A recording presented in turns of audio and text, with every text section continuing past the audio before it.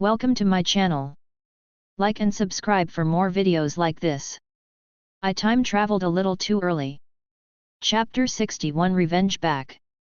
Starting from this night, the underground world will become different, and for many people, it seems as if nothing has changed. The council lasted for nearly 2 hours before it ended.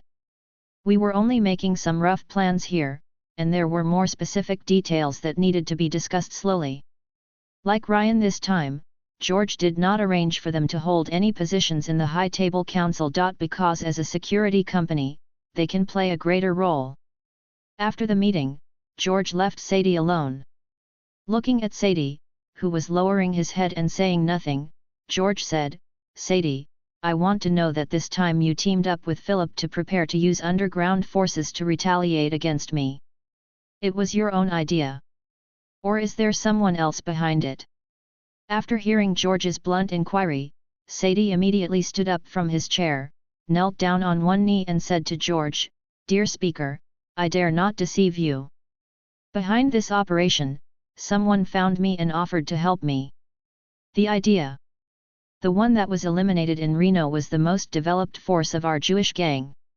After I took over the remaining forces, some old subordinates encouraged me to avenge them, but I knew that I could not provoke people or forces that could wipe out everyone in such a short period of time, so I never agreed.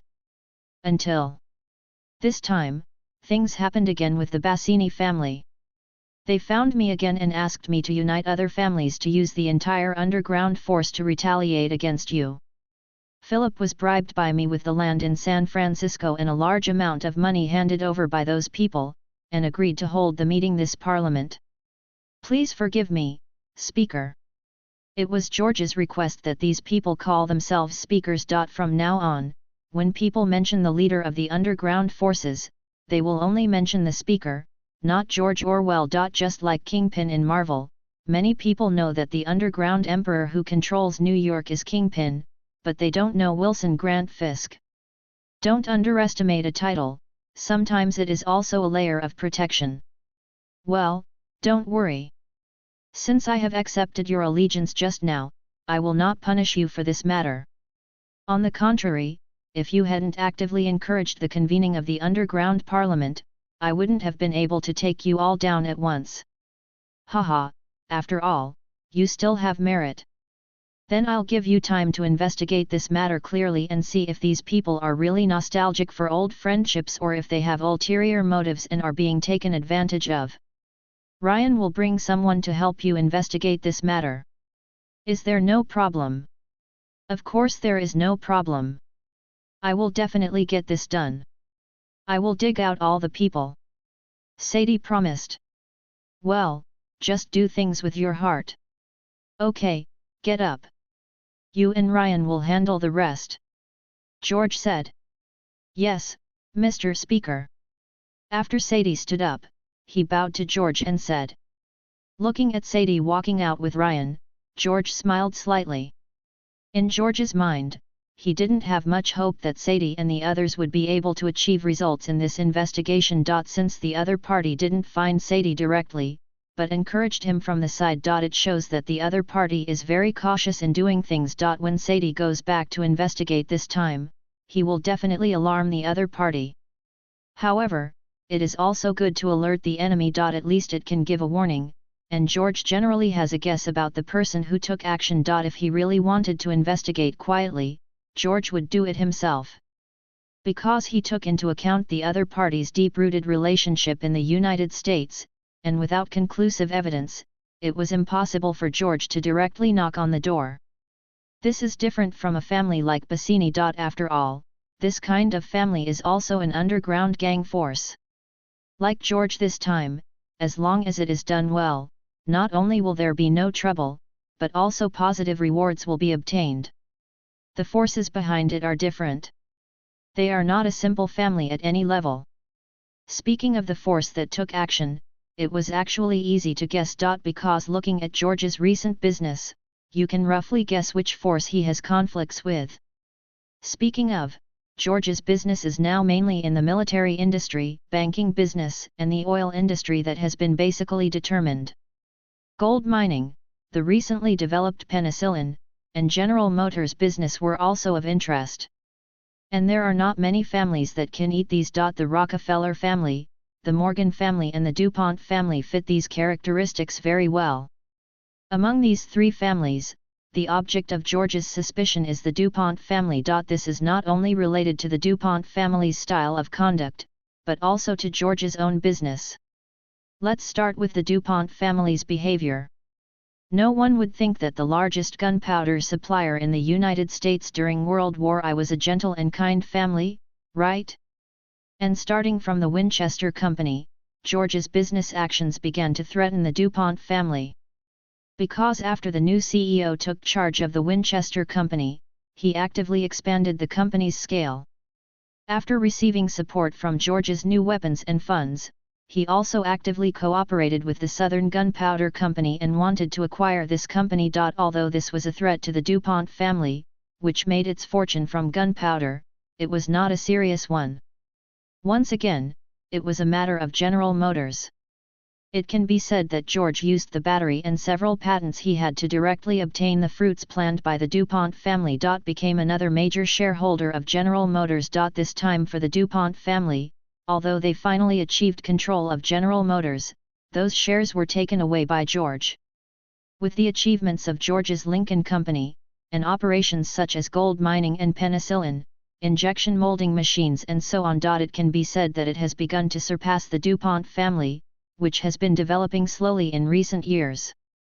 Especially when George is interested in entering the steel and oil industries, the valuation given to George by Wall Street has greatly exceeded that of the DuPont family, which has been developing for nearly 100 years. Because the overall valuation of the DuPont family last year was only around $1 million. And the valuation of George's gold mine is more than this amount. If George has problems in business or life safety. As the largest shareholder of General Motors, there are many ways to take the biggest piece. Of course, the Morgan family is also suspected.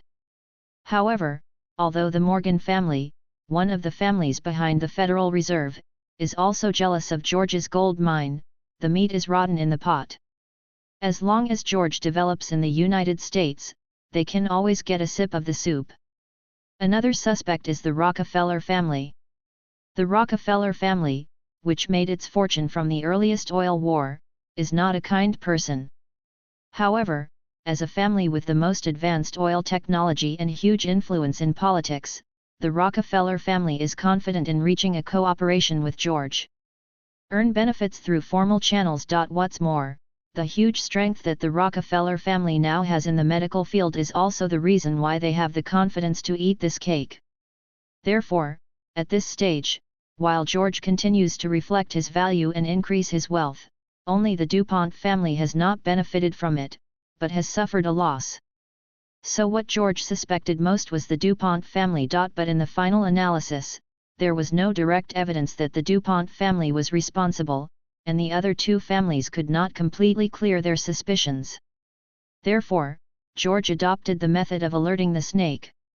Many things can be left for later. George, who has the chaos bead, believes that victory must be on his side. As George steps into darkness, the underworld has a new king. End of this chapter. Chapter 62 Legacy. Chapter 62 Legacy. The next day, George returned to the exchange team and continued to attend the college exchange meeting with Osborne. The school did not expect that the laboratory could achieve such results this time. The reason why I agreed to the application of George's laboratory before was because the experiment was funded by George himself, and the school only provided the venue. Even the small team led by Professor Osborne was hired by George.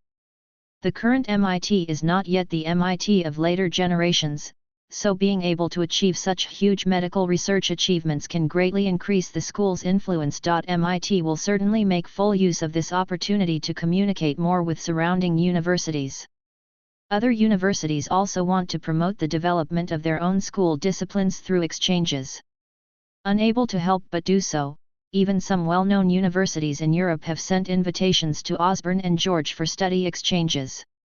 It's just that both Osborne and George still have some things to deal with, so they are heading to Europe for the time being. However, Osborne has informed George to be prepared and is expected to travel to the UK in April to communicate with the University of Cambridge. As for why I told George so far in advance, of course it was because George was not only an ordinary student now, but also a billionaire. His time is very precious, and it is impossible to treat him like an ordinary student. And while George continued to follow Professor Osborne to attend exchange meetings, an unexpected phone call came to the hotel where George was staying. "What did you say? Is there a lawyer who wants to see me? Is it about inheritance?" George asked in surprise when he heard the words on the other side of the phone. "Yes, sir, that's what the gentleman told us, so I contacted you," replied the maid in the New York villa. "Okay, I understand, I will go back tomorrow." After George said that, he hung up the phone. But he still didn't let go of his doubts. Because in George's memory, there seemed to be no relatives between his parents. Maybe because he has been confused since he was a child, his parents never told him this. There are no photos of other relatives at home. Therefore, I can only go back and take a look. In my previous life, I have seen relatives come to visit me after becoming famous, but I have never seen anyone inherit an inheritance after becoming famous. After talking to Professor Osborne in the evening, George asked the driver to drive back to New York the next day. Fortunately, the university for this exchange is near New York, so I drove here by myself. That afternoon, George returned to New York and got the lawyer's address from the maid. New York Plaza Hotel, Cafe. George met the lawyer Luke Jackson, who claimed to be from England. After the two sat down, they each ordered a cup of coffee, and then George said, "Hello, Lawyer Luke Jackson, I am George Orwell. I heard that you have something to give to me." "Yes, Mr. Orwell. I have an inheritance from your maternal grandmother Mary Ju Swinter that needs to be handed over to you. I was originally going to confirm whether you were the son of Kira Swinton. However, it seems that now this step is no longer necessary, your experience is too easy to trace now.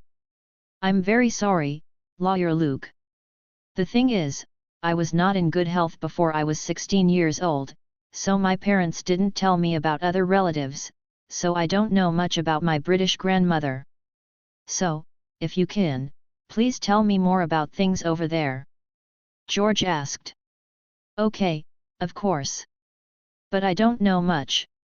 I only met the old man during her last period, and then heard her talk about your family." Half an hour later, George learned the general story from Luke's mouth. It turns out that this is another cliché story of a rich girl falling in love with a commoner and then running away from marriage. However, before his parents fell in love, his mother had already been engaged to someone who was also a European noble. Therefore, George's mother's escape from marriage brought shame to the two noble families. This is also the reason why George's grandmother has not come to see her daughter for so many years. It's just that blood is thicker than water. How could the old man not miss his only daughter at all? So he was sent to the United States to find George's mother. But because of the noble face, he did not take his daughter back. But the old man also knew about the existence of George, who had his own bloodline. So in the last period of time, the old man made a will and left all the inheritance to the only heir, George Orwell. The surname of the Swent family is a traditional British aristocratic surname, which is said to date back to around 900 AD. They are descendants of ancient Anglo-Scottish people, and their history is about 100 years longer than that of the current British royal family, the Windsor family. Luke didn't know much about George's grandfather. He only knew that his grandfather came from that country in the east. Luke didn't know the specific name. However, George could know from his grandmother's name that his grandfather should be named Ju. This also explains why George, who has blonde hair, has a pair of black pupils. The estate included a town fief named after Svent and an earldom. Yes, an earldom with fiefdom. Of course, the legal documents in George's hand only represent George's qualifications to inherit. Specifically, George needs to go to the UK in person to go through the relevant procedures, and then the royal family personally awards it in order to fully obtain the inheritance. After hearing this, George completely trusted Luke's words. Because George, who has the memory of later generations, is familiar with various fraud methods. And the inheritance brought by Luke requires George to go to England in person to handle it, so it is completely impossible to be fake. After chatting with Luke about some inheritance issues, the two of them left. However, before leaving, Luke warned George that under normal circumstances, the British royal family would hold a unified knighthood ceremony for those who need a knighthood in July every year. An inheritance tax also needs to be paid within half a year. Sitting in the car going home, I looked at the inheritance certificate in my hand. George raised the corner of his mouth inexplicably. Because a trip to Europe was originally part of his plan. And ever since he obtained the 3 major oil fields in Texas, he has been thinking about a rich land, the Persian Gulf. This land is still a British colony, so George's original plan was to use his own abilities to slowly acquire this land. However, this plan is not easy, after all, the land area involved is too large. But now that we have this level of identity, everything is different, and there is a lot of room for maneuver. After returning home and having a good night's rest, George received another call from Ryan the next day, reporting to him the results of the investigation.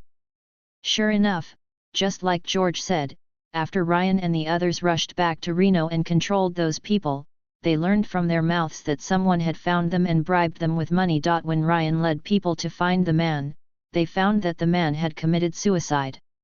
According to Lane's description, coincidentally, this man looked the same as the man behind the bank robbery at that time. It was this man who found Bassini and bribed him to rob the Wells Fargo bank. It was also this man who bribed the police chief of the area to delay dispatching the police. The clues ended here, and after this person died, someone quickly got the news. Someone in the dark felt heavy in his heart. This time for George, the person who committed suicide was just a character he introduced to explore the way. If it works, it would be the best, but if it fails, someone will bear the consequences. I won't involve my family in it. However, I learned through other channels that George seemed to have conquered the Jewish gang, which increased George's strength, and no one could find out anything more specific. This also made him feel annoyed after having a successful career. Once you are alert, it will not be so easy to find a way to deal with George next time.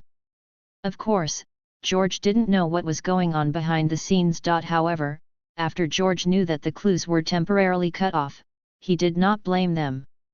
Instead, he only asked them to continue to investigate slowly based on the person's social background and social circle. This time, they mainly visited slowly in secret. After dealing with the matter there, he learned that all the gang families had sent people to New York and moved into the security base. George roughly calculated that it had been about 10 days since the underground meeting was held, and this time was completely enough for them to mobilize manpower. After asking Ryan to arrange things there and come back, George hung up the phone. George then spent the next 2 days at the security base. Although the loss of planting vitality seeds for others can be recovered almost instantly, it can't stand there are so many people. There were more than 200 people, and it took George 2 days to complete it. End of this chapter. Chapter 63 Double Happiness. Chapter 63 Double Happiness. Time flies by quickly, and April is here in a blink of an eye. During this time, George spent time actively getting to know professors at various universities and actively communicating with them. Because George found that communicating with these people can help him quickly integrate and sort out the knowledge he learned from the library, which is very important. George has rarely interfered with the company's affairs recently. This is thanks to the decision to retain the founders during previous mergers and acquisitions. Boeing, Duran, and others, who are not elites in the industry, are much better than George, a layman, so after leaving George's company affairs to them, they basically no longer interfere with management matters. On this day, George received a notice from the school that the patent certificate related to penicillin had been sent, and George was asked to get it himself. George was also excited when he heard the news. The purpose of George's university studies is to find suitable sources for these related patents. He has been planning since he entered university, and now he has finally achieved the expected goal. Thinking of the huge benefits brought about by this, even George, who has billions of wealth, can't help but feel a little excited. The next day, the president of MIT personally invited George to the celebration party. As soon as George entered the banquet hall, he was noticed by the principal and Professor Osborne. The two came to George and greeted him. As the organizers and protagonists of the banquet, the actions of the two people naturally attracted other people who had been surrounding them at all times. At this time, the principal invited George to come to the high steps of the banquet and applauded to attract everyone's attention. "Welcome everyone to MIT for tonight's celebration. Let me welcome the protagonists tonight." After speaking, he extended his hand to gesture to the Osborne research team, George, and others, and took the lead in clapping his hands. George, Osborne, and others raised their wine glasses to signal to everyone. Then the applause suddenly burst out and did not end until the principal signaled with his hands. "Then let's enjoy a wonderful night. Cheers." After that, he took the lead in drinking the cocktail in the glass.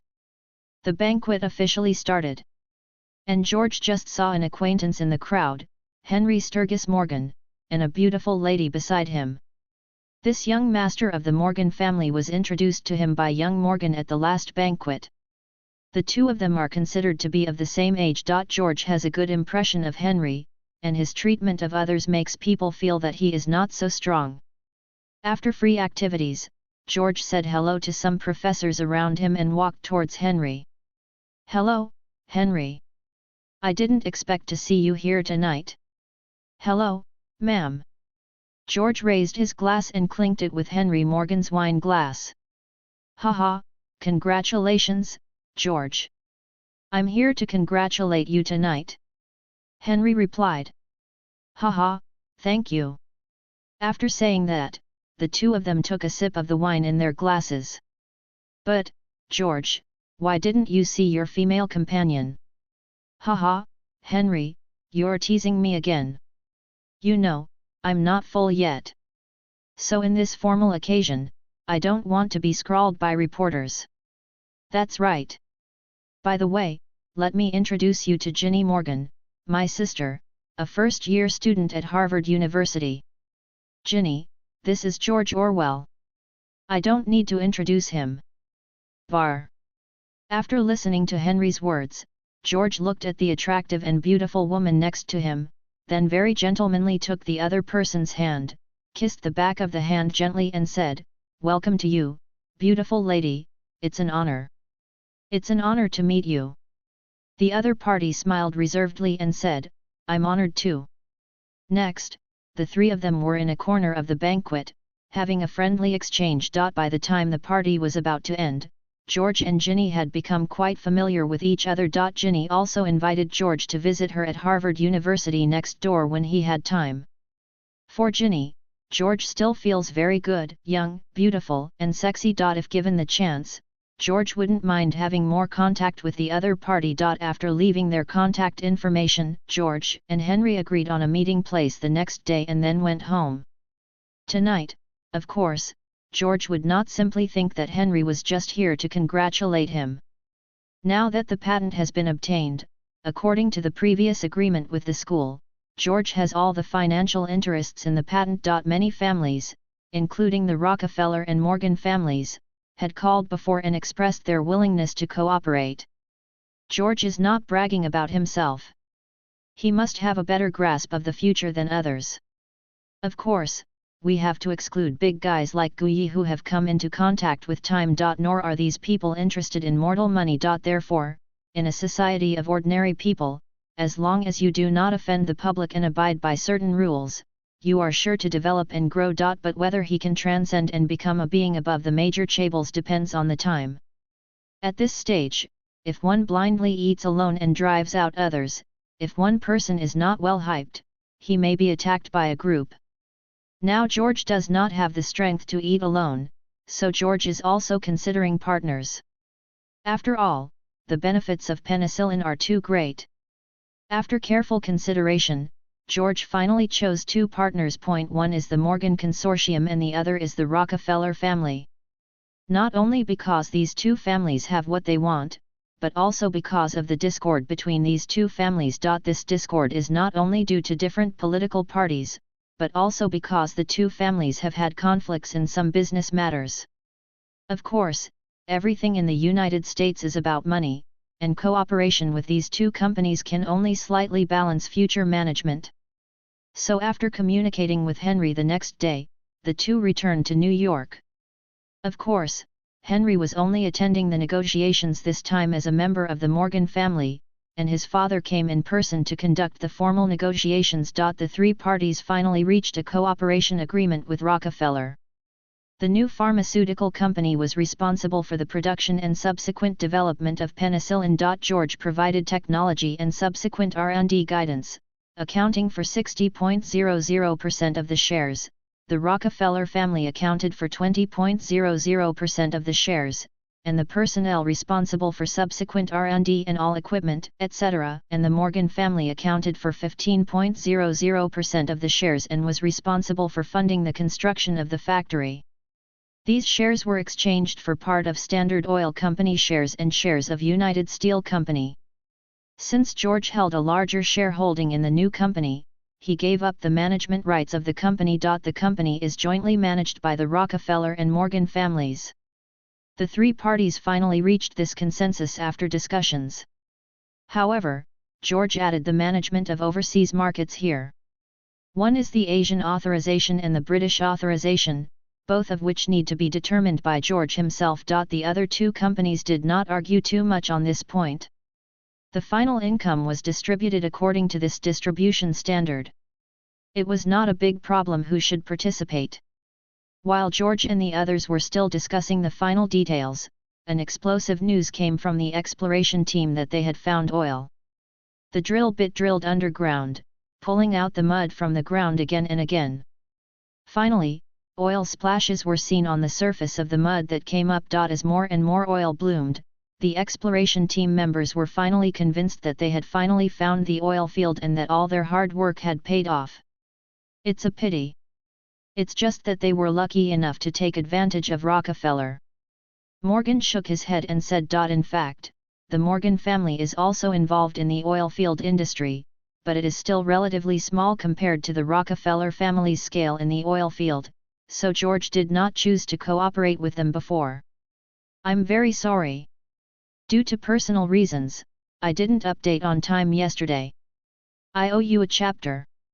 I will replenish it after a while. The chapter about the business part is coming to an end and will enter the Marvel plot. I hope you all will continue to support me, thank you.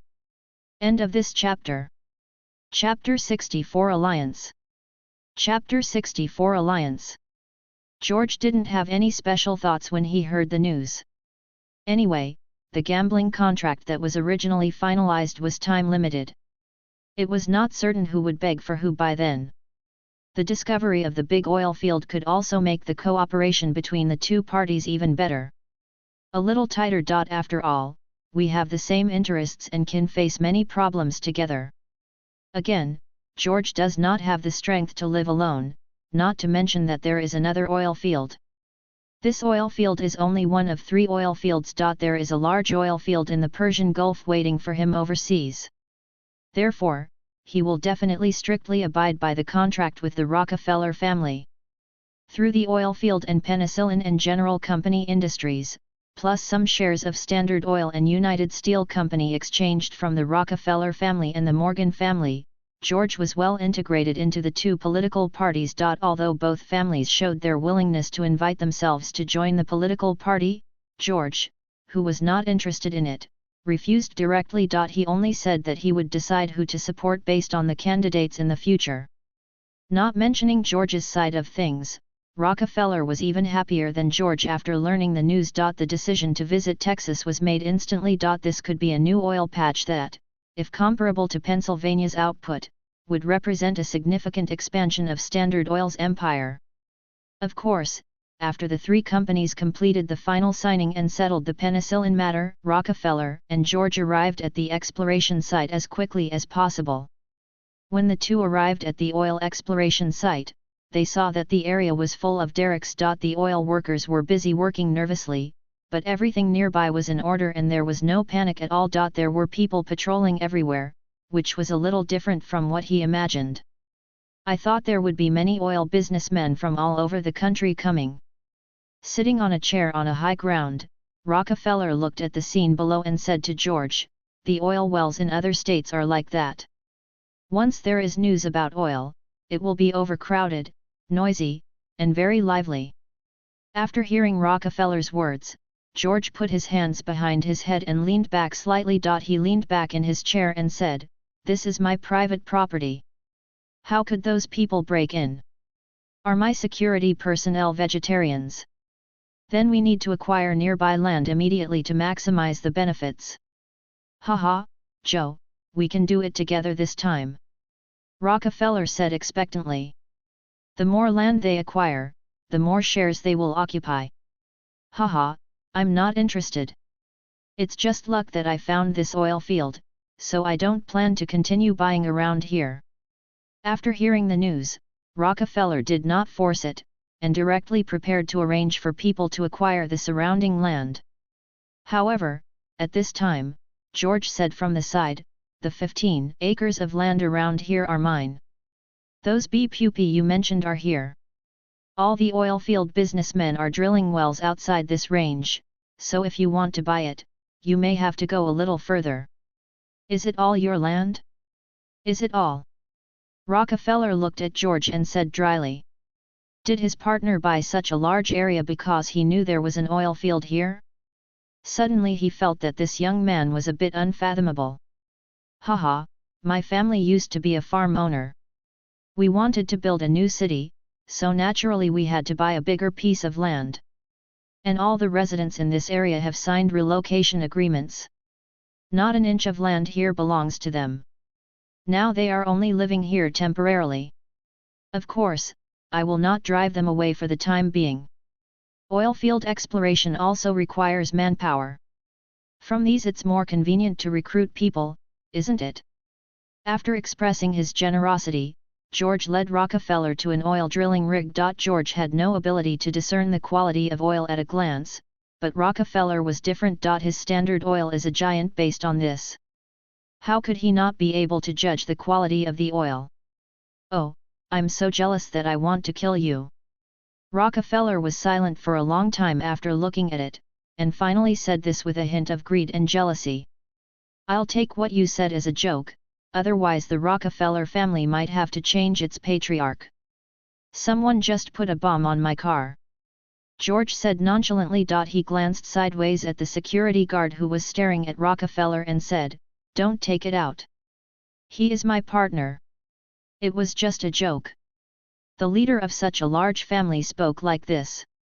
Not so good. Although it's possible that this is really what he was thinking. George felt that he should talk to him, but considering the other person's age, he decided not to. Because exploitation has just begun, the size of the oil area and estimated reserves are still unknown. But one thing is certain, the discovery of such a large oil field will make the cooperation between the two companies closer than ever before. Nothing can bind people's hearts more than interests. In the surrounding town, the two of them, who smelled of asphalt, settled here temporarily. There is no better way to grasp accurate data than to visit the scene in person. George repeatedly assured that he was a law-abiding citizen and would fulfill the contract as stipulated, which reassured Rockefeller. "The contract is protected by law, unless I can deceive you into transferring the shares to me, but you will definitely not be simply deceived by me." George frowned and said, "Because of the Standard Oil shares, you can rest assured that the reserves are not. It will delay our cooperative relationship. We are all honest businessmen, so of course everything must be done according to the contract." After receiving the guarantee, Rockefeller nodded with satisfaction and said, "This will make our cooperation indestructible and no one can resist us." Rockefeller also expressed an attitude. Because of the emergence of oil-producing areas, he was willing to stand by his partners, so that George could rest assured that the penicillin company would be there. "Haha, don't forget what you said." George also said solemnly, "Okay, if you are worried, just watch here. I will go back in 2 days. They are all made of asphalt. I can't get used to the smell. Haha, for me, it's just the opposite." After 2 more days in the oil fields, George was ready to leave for New York. Because Professor Osborne called and said that they had received another invitation from the Geneva International Science Summit, and they needed to prepare for traveling to Europe. So call George and ask him to prepare in advance. 4 days later, George returned to New York and began to make some arrangements for the business. Now that many of his businesses are on track, there is no need for him to do anything more. George just sent a design drawing of the AK assault rifle to Winchester Company and asked them to continue development and production. George still felt it was inconvenient for security personnel to use pistols in close combat and rifles in distant combat. Therefore, he took out the drawings of this assault rifle in advance, hoping to strengthen the security company's armed strength. For the aircraft company, George also gave some requirements, asking them to develop aircraft that can carry people for long-distance flights as soon as possible. There has been a breakthrough on this point, but George did not go to see it in person. Boeing just said that the noise was still too loud and it was okay for emergency use. For business use, the passenger capacity and so on were not qualified. 2 scripts were also given to the film and television company, and a shoulder-mounted camera has been produced, which will make it more convenient to shoot movies in the future. He also took the time to deliver nearly 100 tons of wine to Vito Corleone, which was enough for them to sell for a long time. Other industries should continue to operate according to the previous model, and George did not interfere too much. On the first day of April, Osborne and his party officially set off from the harbor and boarded the passenger ship bound for Europe. Among them were nearly 20 people from security, lawyers and finance led by George. End of this chapter. Chapter 65 Stop 1, England. Chapter 65 First stop, England.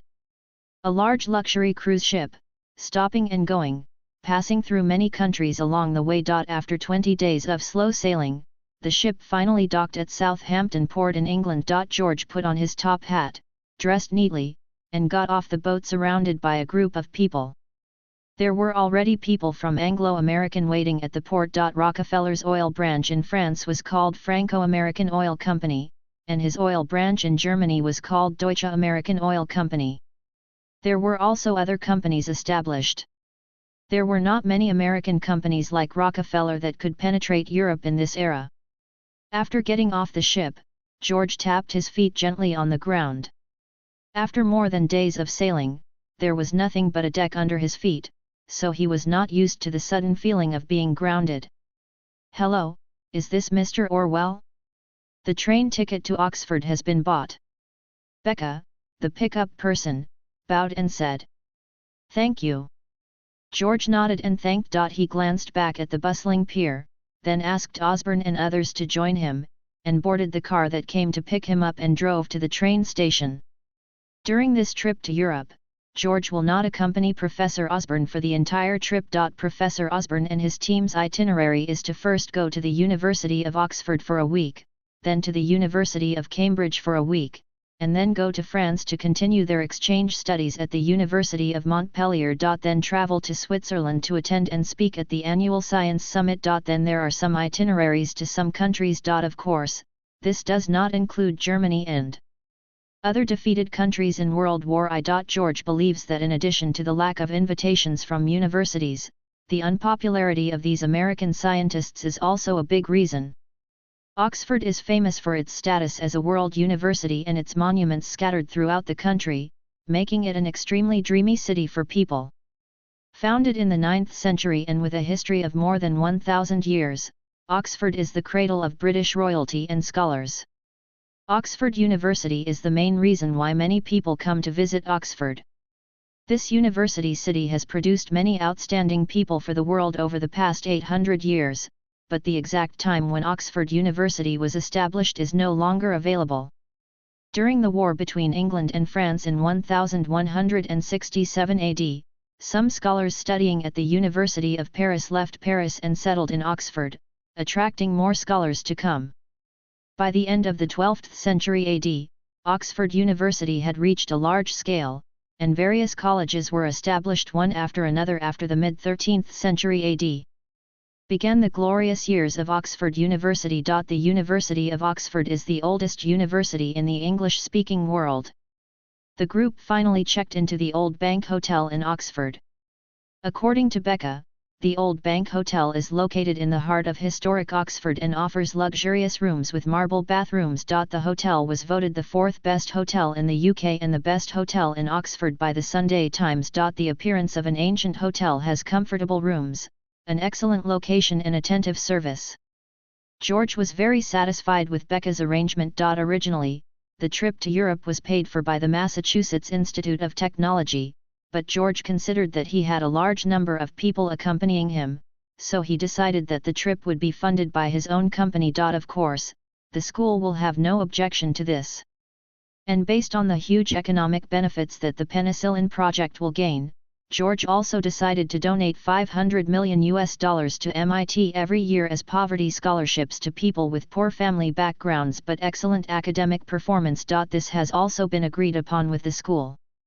Doing charity is not just for tax avoidance, but also for promoting your own business and attracting talents. Otherwise, why do you think so many top chaebols in the United States have established their own private schools? After arriving in Oxford, I rested for 2 days. Everyone also took a good tour of this ancient city. Although this ancient city is not big, it is well equipped and there are even restaurants opened by Chinese here. On the 3rd day, the seminar and study meeting hosted by the Department of Medical Sciences of Oxford University officially began. George, as the main R&D staff, delivered the opening speech as a representative. It was only the first day that George attended the seminar. The next day, George led his group of people to leave Oxford. Becca also left a clerk to continue to take care of Osborne and others, while she followed George and others. George first came to Edinburgh. Under the leadership of the old housekeeper, George paid homage to the grandmother he had never met. Then, under the introduction of the old butler, we visited this mansion, Svent Mansion, located in the centre of Edinburgh. This historic mansion has witnessed the rise and fall of the Svent family. According to the old butler's own introduction, his name is Fred Rodinson. His family has served the Svent family for generations, and it has been 5 generations of his generation. The old butler Fred also introduced the Chinese grandfather. My maternal grandfather's family from the Chinese dynasty was also a big family. My maternal grandfather came to the UK to study and met my maternal grandmother.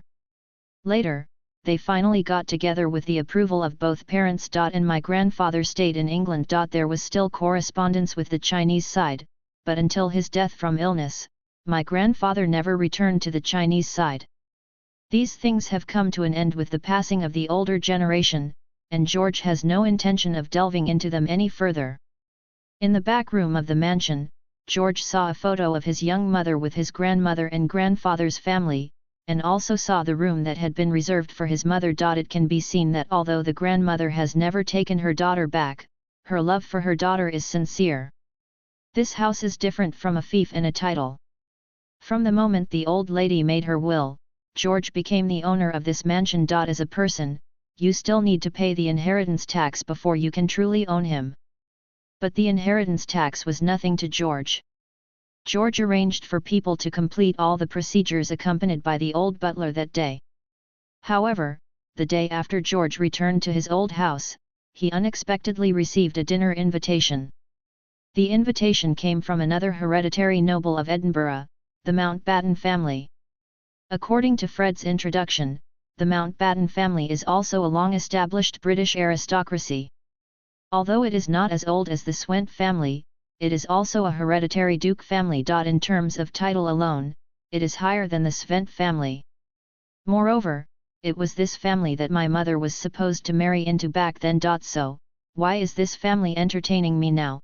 George was very curious about this, and the old butler Freddie didn't have an accurate answer to this. He said that he wanted to take revenge for what happened back then, which would definitely not be the case. After so many years, it is not necessary to take revenge on the next generation. That would be too degrading. However, out of respect, George agreed to the invitation to entertain him at the Mountbatten castle that night.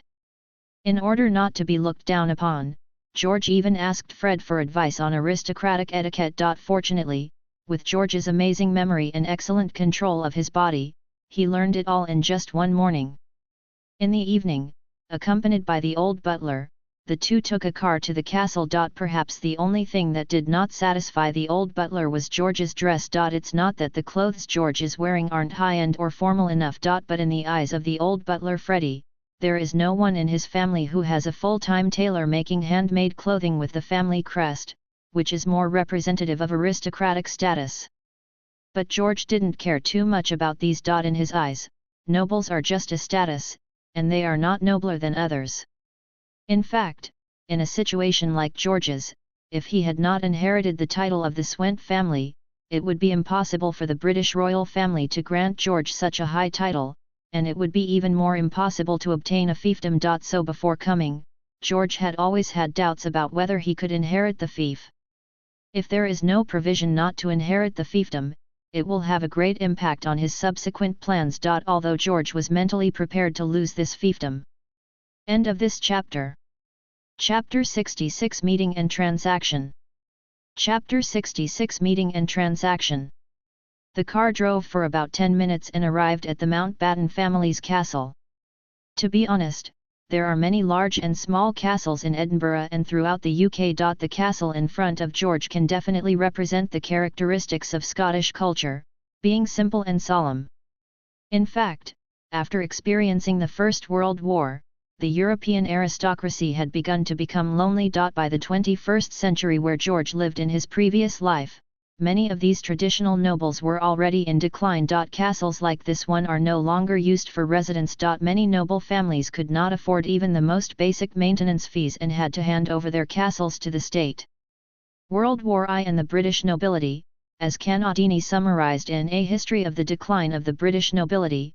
For most British aristocrats, the First World War was not just about martial martyrdom and poetic patriotism, because not only did they make unparalleled, selfless, tenacious, and uncomplaining sacrifices, but the greater and crueler irony is that all their sacrifices were made to protect a place that gradually but irrevocably no longer belonged to them. Nation.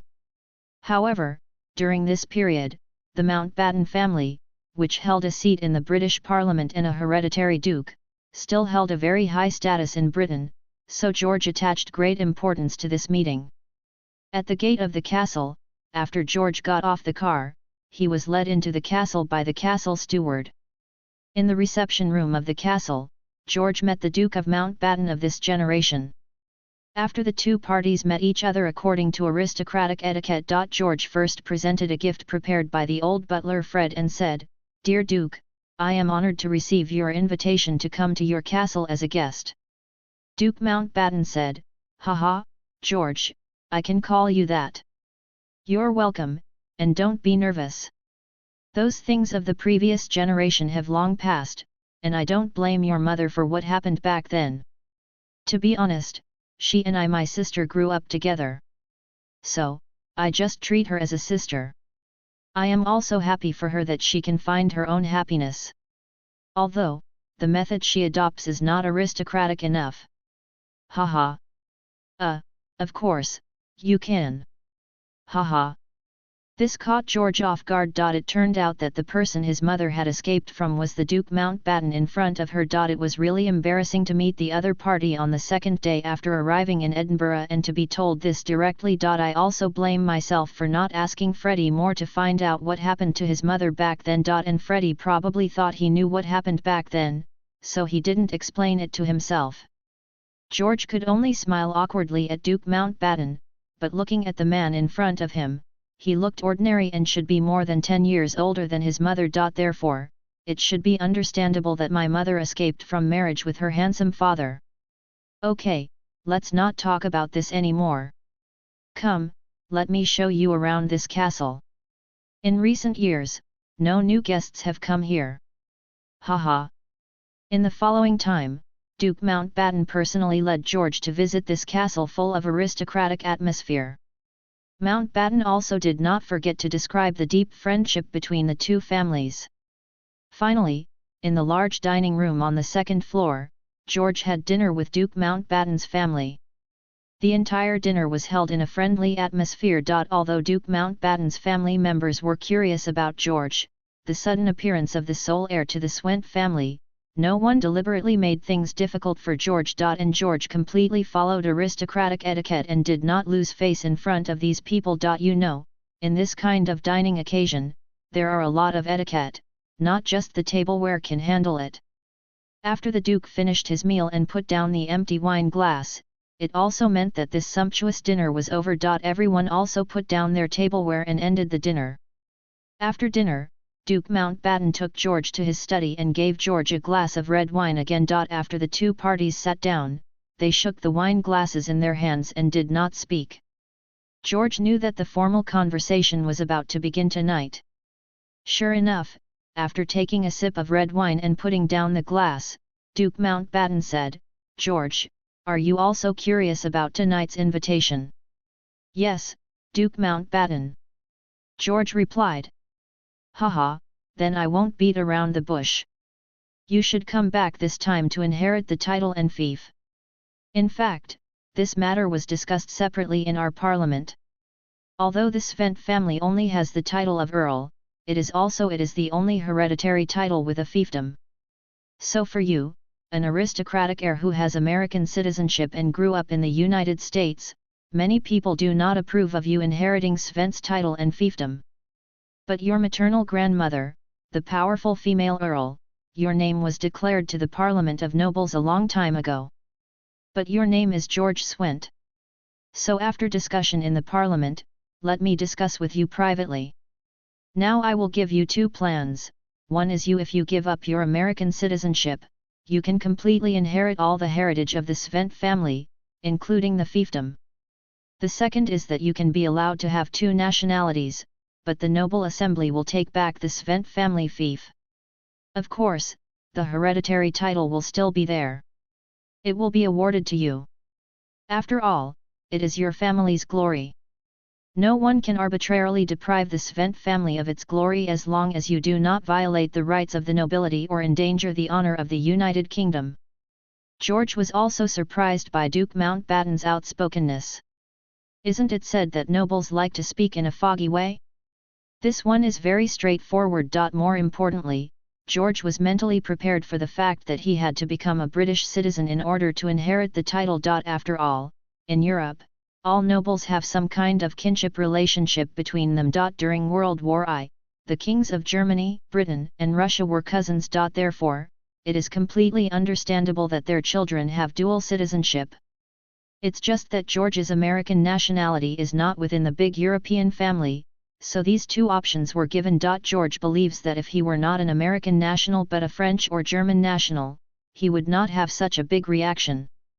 Of course, George understood that it was impossible for Britain to allow an American to still have a territory in its own country, but he was still unwilling to let him give up directly. After all, this is also the case for the Svent family, who lost a fiefdom as soon as they inherited the title, and would be looked down upon by other nobles.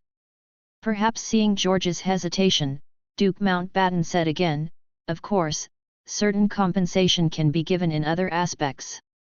When George heard that there was something interesting, he smiled and said, "Duke Mountbatten, you see, the Swent family's fiefdom is the Swent family's territory.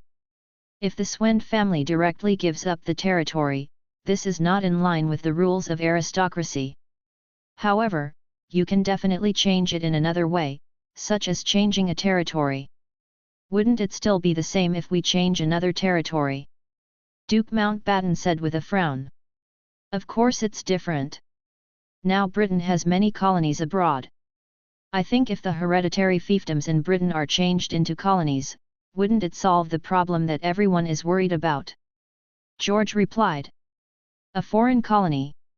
Duke Mountbatten looked at the young man in front of him, smiled softly and said, "So, George, do you have any objections? Or do you want that fief?"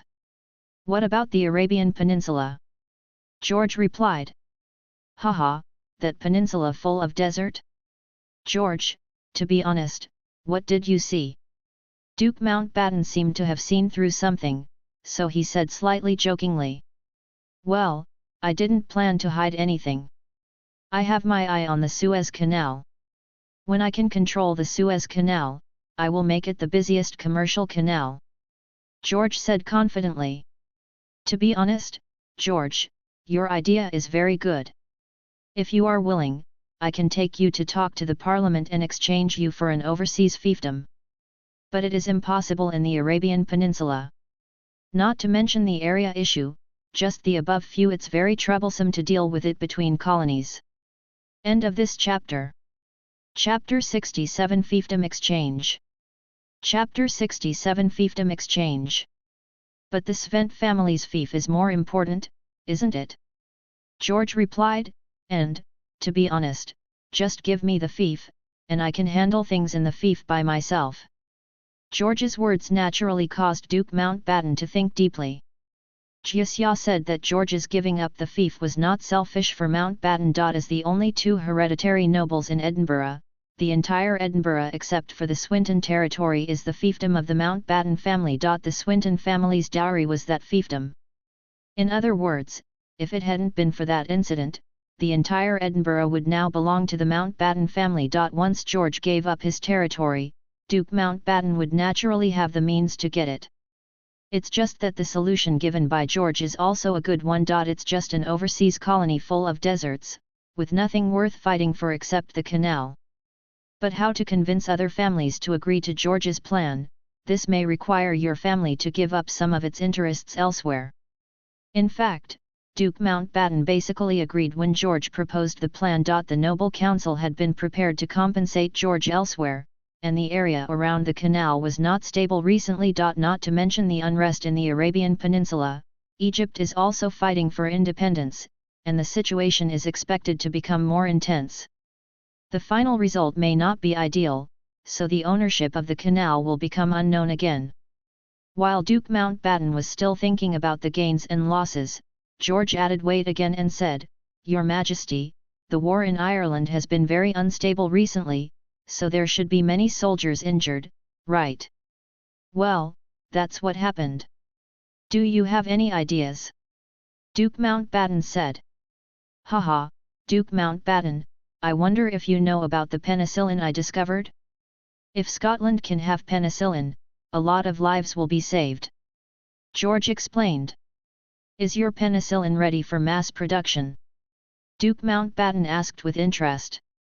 "Haha, of course. In the United States, we have cooperated with the Rockefeller family and the Morgan family to produce penicillin. Moreover, in the UK, I have the right to choose partners. The current price given by the company is 20 units each. Penicillin weighs 0.12 grams, and the price should be around 0.9 grams of gold. As for why gold is used as the pricing standard, of course it is because many countries experienced serious economic inflation after World War I. That's why we decided to set the price in gold first and then convert it into the currencies of various countries." Duke Mountbatten understood that when George proposed penicillin as an agent, he was prepared to exchange benefits with himself. But considering the benefits involved, it seems that my family can still make some money. "Okay, George, you have convinced me. In this way, I will convey your opinions to the Parliament of Nobles. I will try my best to convince them, but I cannot guarantee success." Duke Mountbatten did not finish his words, but just gave a possibility. "Haha, I believe Duke Mountbatten will definitely go successfully." After saying this, the two of them tacitly did not mention the power of attorney or anything like that, and then the two of them clinked the red wine glasses together and drank it down in one gulp. That's the end of tonight's meeting. After the two chatted about some anecdotes between nobles, George bid farewell. Duke Mountbatten did not do much to persuade him to stay, and personally sent George to the gate of the castle. In the car returning to the old house, the old butler Fred looked at the smile on the corner of the new Svent's mouth and knew that something good must have happened. However, as an old man with decades of housekeeping experience, Fred did not ask. All he has to do next is wait for news from Duke Mountbatten, and George believes that this day is not far away. The next day, George issued tasks to the security personnel he brought, and asked them to leave the UK and go find what they needed. Although George has been busy developing his own business empire, he has never forgotten that this is the Marvel world, and power is the main theme of this world. Therefore, during this trip to Europe, George will naturally make certain arrangements and take advantage of this opportunity. While waiting for the news, George also gave several lectures with Professor Osborne. Various newspapers in the UK also gave a lot of praise to this exchange. George Orwell, who was only 17 years old, was pushed by some people to once again write about his experiences. And identifies George Orwell as the Earl heir. In this way, this already popular young man becomes even more popular with college girls. So much so that at the subsequent Cambridge Exchange meeting, George only showed up on the first day. The rest of the time I can hide. After all, George still doesn't like to be judged when visiting. A week after that night's conversation, George once again received an invitation from Duke Mountbatten, but this time he was invited to meet in London. George knew that this must have results, so George did not delay and went directly to London, more than 400 kilometers away. A day later, George stepped out of the car. In this era, traveling more than 400 kilometers in a car is not a pleasant experience, which makes George miss flying even more. After arriving in London, George was directly arranged to live in a small manor by Duke Mountbatten. After meeting, Duke Mountbatten did not stay here long, but briefly said something and left. To put it simply, there is no problem regarding the title. George and two others will be knighted on May 5, the day of the founding celebration. As for the fiefdom that George was most concerned about, after Duke Mountbatten's negotiation, it was finally approved. After all, as Duke Mountbatten considered, for such a colony, if there is no Suez Canal, it will be in the eyes of these nobles become useless. Although the area is large, most of it is desert area, and there are various religious issues. It is definitely worth it to replace a piece of domestic fiefdom. So there are a lot of materials and procedures that George needs to prepare and go through next. While waiting, George also began to be invited to various aristocratic gatherings. This is an indispensable step to integrate into the aristocratic circle. Moreover, George also brought the old butler Fred from the old house to London. Because once he is awarded the honour, a banquet will be held to show that the inheritance of the Svent family is still there. This kind of thing between nobles is troublesome, but it is indeed essential now. Moreover, it is not very good to live in the Mountbatten family's manor all the time, and he is not short of money, so George is directly planning to buy a residence in London. The best residence in London must belong to Kensington Palace Gardens. It is not a residence like other mansions on the list. It is a block next to Kensington Palace in the centre of the West End of London, England. This is a street paved with money, and in later generations, members of the British royal family and billionaires from all over the world lived here. It is called Billionaire Street and is one of the most expensive residential streets in the world. Since the embassies of various countries in the UK are also located here, this street is also known as the safest street in the world. The freehold on this high street is owned by the Crown Estate. The Crown Estate is one of the UK's largest estate management companies established by an Act of Parliament. Most of the properties are for rent only and are sold to private buyers on long-term leases of 90 to 125 years. Due to the number of embassies on the street, police from the Diplomatic Protection Group have gates and checkpoints at each end of the road. So after George took a fancy to this place, he found Duke Mountbatten and asked him to help clear it up. In the end, George chose a mansion on what would later become Rich Street. After cleaning and replacing daily necessities, George moved in with his people. And this day is April 4 St. End of this chapter. Chapter 68 Magic Alchemy. Chapter 68 Magic Alchemy. The first day I woke up in my new mansion was also the first day in May. After George woke up, he felt extremely relaxed. I don't know whether it was because he got the Arabian Peninsula or some other reason. For the first time, George felt as lazy as lying in bed like this all day. From April last year to today, George has not extracted items from the 3000 worlds in the Chaos Bead for 13 months. George's consciousness came to the inside of the Chaos Bead again. At this time, the space inside the Chaos Bead had expanded in the past 2 years, and its inner space could no longer see the edges at a glance. But apart from being a storage space, it has no other functions for the time being. George's consciousness continued upward, exploring the 3000 worlds. After selecting a star, the energy that lasted for 13 months rushed into the star world with George's consciousness. As all the energy disappeared, a light group was extracted. George crushed the ball of light in his hand, and countless knowledge poured into his mind like flowing water. It wasn't until the old housekeeper Fred knocked on the bedroom door twice at noon that George came back to his senses from the countless knowledge. After going downstairs to have a simple lunch, George returned to the bedroom again and summarized the knowledge he gained this time. The knowledge gained this time comes from an alchemist named Nico Flamel in the world of Harry Potter. Nico Flamel is good at divination, charms, defense against the dark arts, potion making and alchemy. He is the sole maker of the Philosopher's Stone, which creates the elixir of life. Although this elixir has the disadvantages of requiring constant consumption and being unable to maintain youthful vitality, it did achieve immortality and allowed Nicholas Flamel and his wife to live for 6 centuries, and finally welcomed it on their own. Death gives up immortality. By sorting out the knowledge, George learned that during the long years, in addition to studying alchemy, Nick Flamel also focused on the runes. Runes, also known as runes, are an extinct alphabet in the world of Harry Potter. All the spells, divination, and alchemy in the Harry Potter world were developed from this ancient magic text. In mythology, in order to seek higher wisdom, Odin, the father of the gods, hung himself on a tree for 9 days and 9 nights, pondering the mysteries of the universe.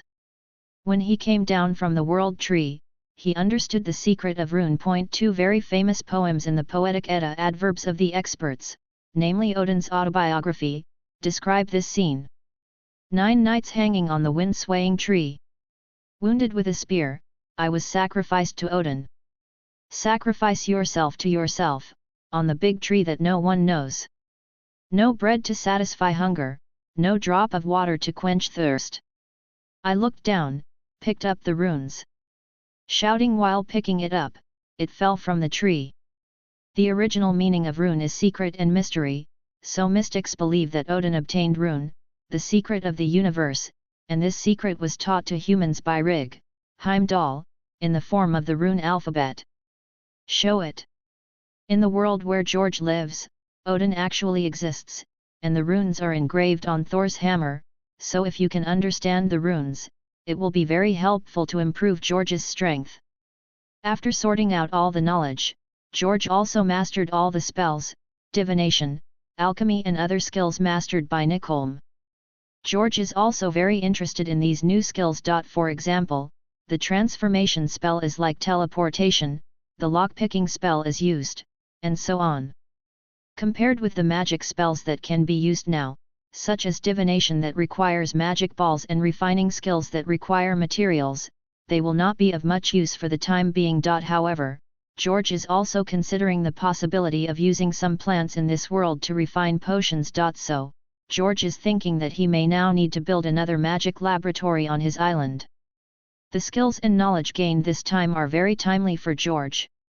After experimenting with a few small magic tricks in the room, George considered setting up a door key in the study. The first is the materials, which require pre-drawing runes on the door with silver, and then setting the door key spell on an object.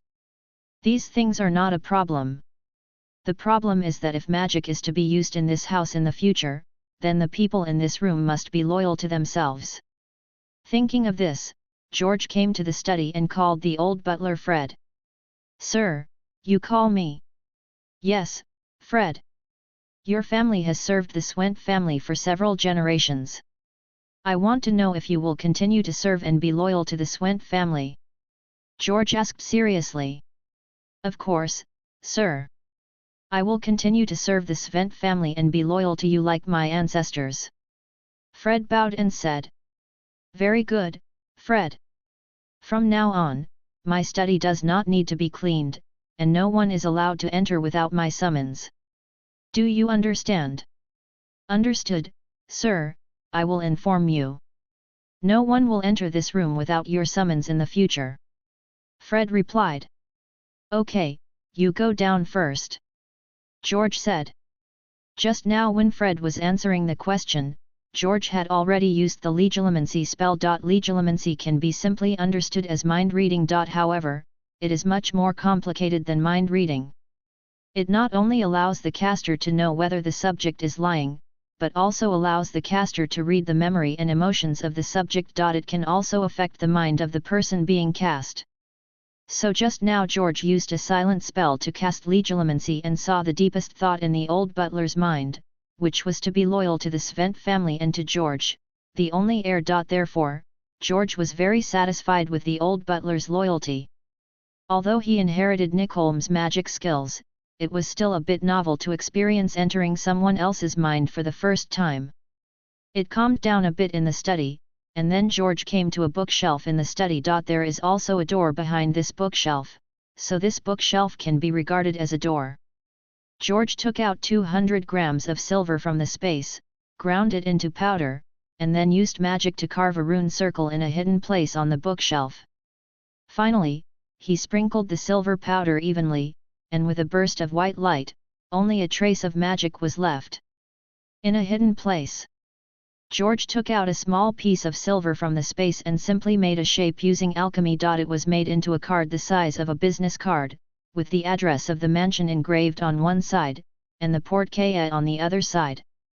Then wherever George is in the room, just take out this card and input a little magic, and George will be teleported to this door instantly. It's like a fixed point return scroll.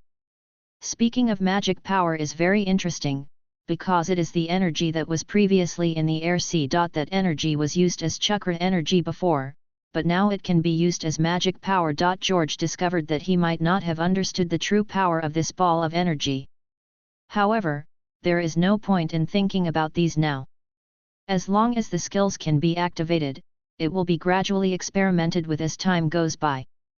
After dealing with the door key matter, George picked up the phone and called Hop & Cohen, a design company in the United States. George previously bought the 600-hectare Riker Island from the Vanderbilt family for $150 million. Then it was entrusted to the design company of the villa where we now live, Hop & Cohen, for the design and construction. Before George came to Europe, the company had already shown several design plans to George. However, George was not satisfied with their design plans, so he asked them to redesign them. A large estate like this with 150 hectares of land usually takes several years from design to construction and completion. Therefore, it is completely normal to change the plan several times. After possessing the knowledge of magic, George considered the future needs and felt that the plan might need to be changed again. So I immediately called the company and asked them to suspend the design. George plans to integrate the design of the magic circle into the entire island and protect his lair from a magic point of view. At least a set of various protective magic circles must be installed. After hanging up the phone, George came to the underground parking lot. This underground space is very large. George thinks that this parking lot should be turned into a car collection hall in the future, and one of every European car model should be collected and displayed here. But for the time being, it was still empty, so after George ordered no one to come in and closed the only entrance, it became a good place for spell practice. End of this chapter. Chapter 69 Awards. Chapter 69 Awards. The weather in the UK in May this year is super good. Although the temperature is not high, the sun is very good at noon and afternoon, with blue sky, white clouds, and warm sunshine. The time came to May 5 inadvertently. Early that morning, George, accompanied by British officials, swore an oath to the British flag in front of the Civil Affairs Department. Of course, there were some procedures beforehand, and the Parliament also arranged for people to complete them quickly. It is worth mentioning that the name entered into the file is George Orwell Swinton. I, George Orwell Swinton, do solemnly swear, in the name of God, that on becoming a citizen of the United Kingdom. Now there is only one last ceremony left tomorrow, which is for the British royal family to confer a knighthood on George and grant him a fiefdom. According to the rules, there are 2 canonization ceremonies in the UK every year, and many people may be conferred each time. The main targets are British officials, such as the Prime Minister, the Lord Chancellor, and people who have made outstanding contributions to the UK, and even businessmen, actors, lawyers, and police officers. George came to Europe at the right time this time, and the conditions given by both parties were acceptable, so the matter should have passed smoothly, and the investiture ceremony was arranged on the founding day this time. In fact, as a nobleman who felt his decline after the First World War, for a rich man like George, the joining of scientists was very needed. The nobles need a man with a multifaceted aura like George to tell the ordinary people that the nobles are all excellent people like George. After more than half a month of publicity, George is definitely a big celebrity in the UK. Therefore, when a well-known rich man like George announces that he will become a British citizen and obtain a title, the government and the aristocracy represented by the royal family find it very helpful. To enhance the image of the UK, the knighting ceremony was held at Buckingham Palace. Today was founding day, so many people came. There were many nobles, many cabinet officials including the Prime Minister, and ambassadors to the UK from many countries. This includes the US ambassador. Because this time the conferment ceremony was open to the public, dozens of reporters came in. This includes several major newspapers in the United States.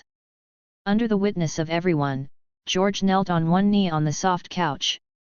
King George V of the United Kingdom tapped the sword on George's shoulder, then handed the sword to the waiter on the right, and took it from the waiter on the left as a symbol of elegance. The coat of arms of the special family was awarded to George along with the medal. From this moment on, George inherited the title of Earl of the Swent family. At the same time, King George V of England announced on the spot that he would grant George the Arabian Peninsula as a fief. Many people present were very surprised. Because the Arabian Peninsula includes several countries, and its area is quite large. However, those who knew the inside story also understood that George had exchanged the hereditary fiefdom of the Svent family for this fiefdom, or it was an overseas territory, which was not valuable at all in the eyes of these nobles. Others also came forward to congratulate. George also met Osborne and others who were invited to watch the ceremony. British Prime Minister Enlil said, "Your Excellency Svent, the government will then issue you an official Governor-General document. Congratulations to Your Excellency George. Governor George is a hereditary governor, and every subsequent generation only needs to report to the British royal family." George smiled and said, "They all serve the interests of the United Kingdom. I will also accept your jurisdiction from now on." This sentence is purely a polite remark. As an autonomous territory, George has a very high degree of autonomy. The British government generally has no control over the Arabian Peninsula except for diplomacy.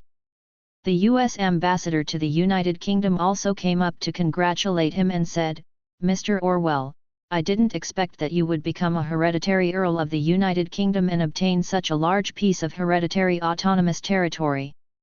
Have you ever considered how to develop it in the future? It's just a title I inherited.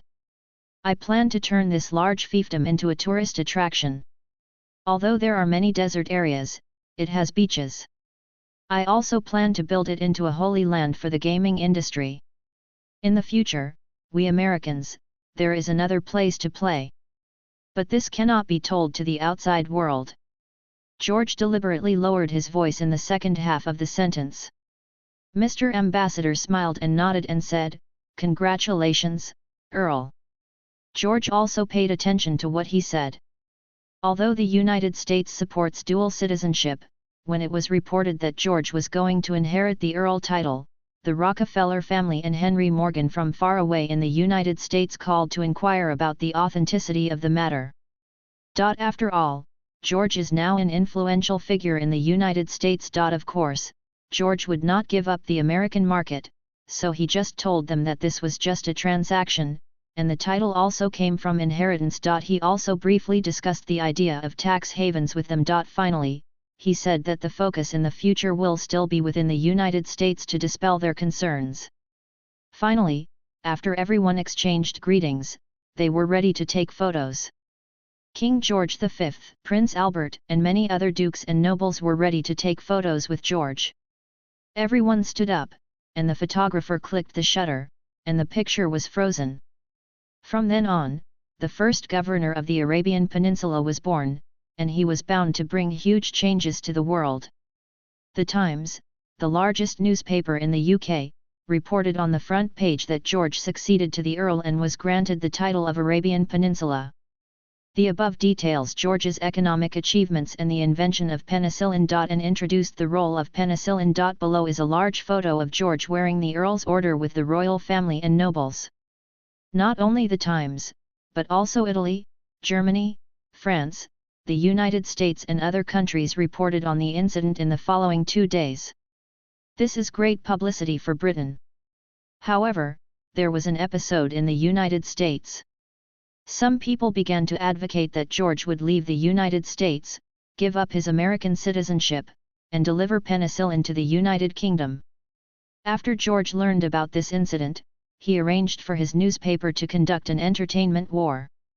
On the other hand, he notified Vito and asked him to use the High Table Council to cause some trouble to these newspapers that published inappropriate remarks.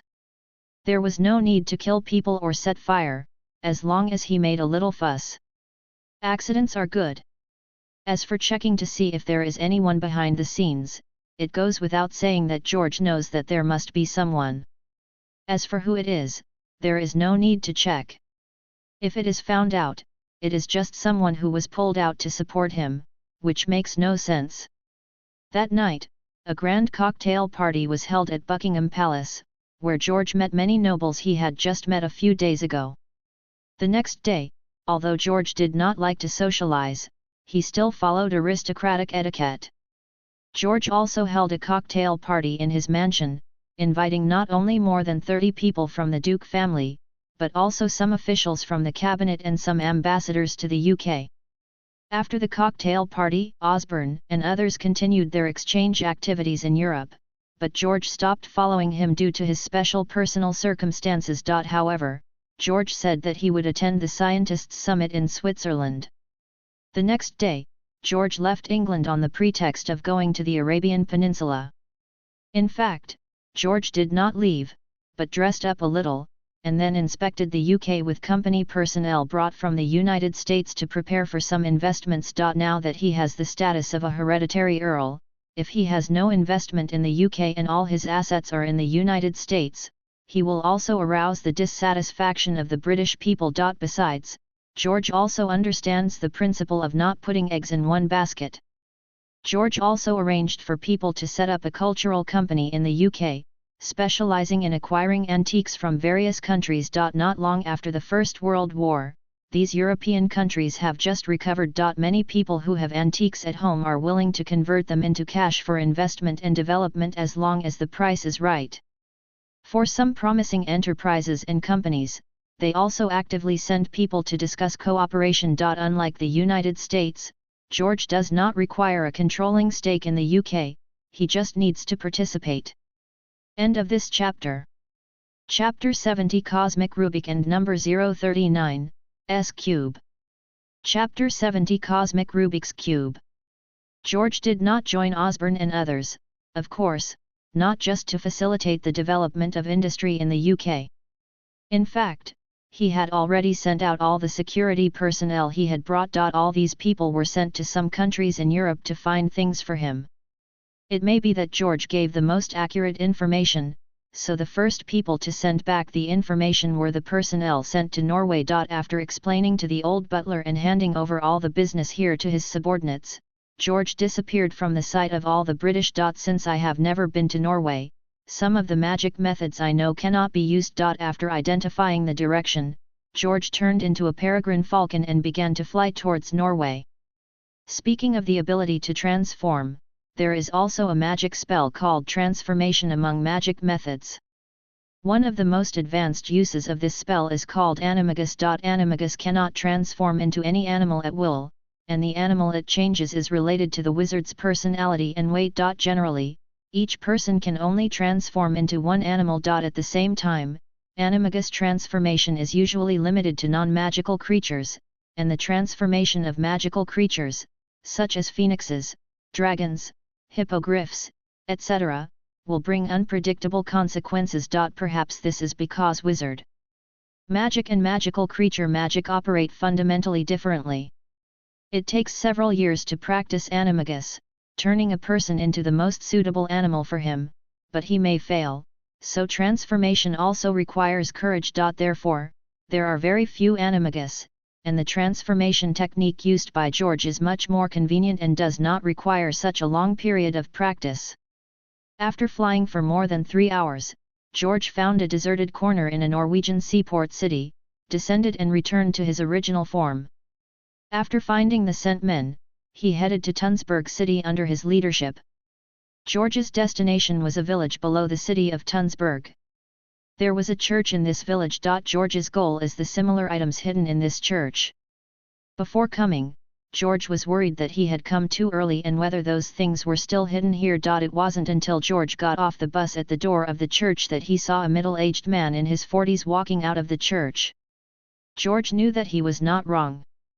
The history of the Norwegian city of Tunsberg is not simple. In AD 965, a great battle took place in the city of Tunsberg in Norway. The two sides faced off were the Frost Giants and the Asgardian Legion led by Odin. The victor in this war was Odin, who gained 3 trophies, the Frost Box, Loki and the Cosmic Cube. After the battle between the Asgardian army and the Frost Giants, Odin brought the Frost Cube and Loki back to Asgard, but left the Cosmic Cube in Tunsberg. George guessed that Odin's move was because the Earth at that time was a barbaric land, humans did not have the ability to use this artifact, and other forces would not focus their attention here, so it was a safer choice. George's goal is the Rubik's Cube hidden in this church. George knew that the Cosmic Cube hidden here would be found by Hydra's Red Skull in another 20 years and taken away for use in making weapons. Then many stories happened one after another. George has not yet directly hidden the Cosmic Cube and made it his own. Because George first wanted to know whether the space gem would have any effect on him, so he came here to do a test. As a somewhat backward small village, it is very strange to see outsiders driving here in cars. So the moment George stepped out of the car, a circle of people gathered around the car. These villagers just watched from a distance and did not come forward to talk. Perhaps it was the noise of the car entering the village that attracted the attention of the middle-aged man in the church. So when George got out of the car, the middle-aged man also walked out of the church. "Hello sir, how can I help you?" the middle-aged man asked, looking at George and then at the car behind George. "Nothing, I just heard that there is a Nordic church here in Tunsberg city, so I came over to take a look." "Oh, I forgot to introduce myself. I am an antique dealer. Just call me George." George returned and said, "Yes, Mr. George, there is a Nordic church here, the one behind me. It's just a small church built by the villagers. And we don't have any precious antiques to sell here, it's just an ordinary church. It's just a small village. I may have disappointed you." After saying that, he bowed slightly to express his apology. "Haha, oh, no? That's a pity. We came all the way from the city." George looked at the church in front of him and said, "There are not many well-preserved churches like this. I don't know if I can go in and visit. How about a moment?" "Well, okay, of course. Please come with me." Seeing that he could not refuse, the middle-aged man turned around and prepared to take George into the church.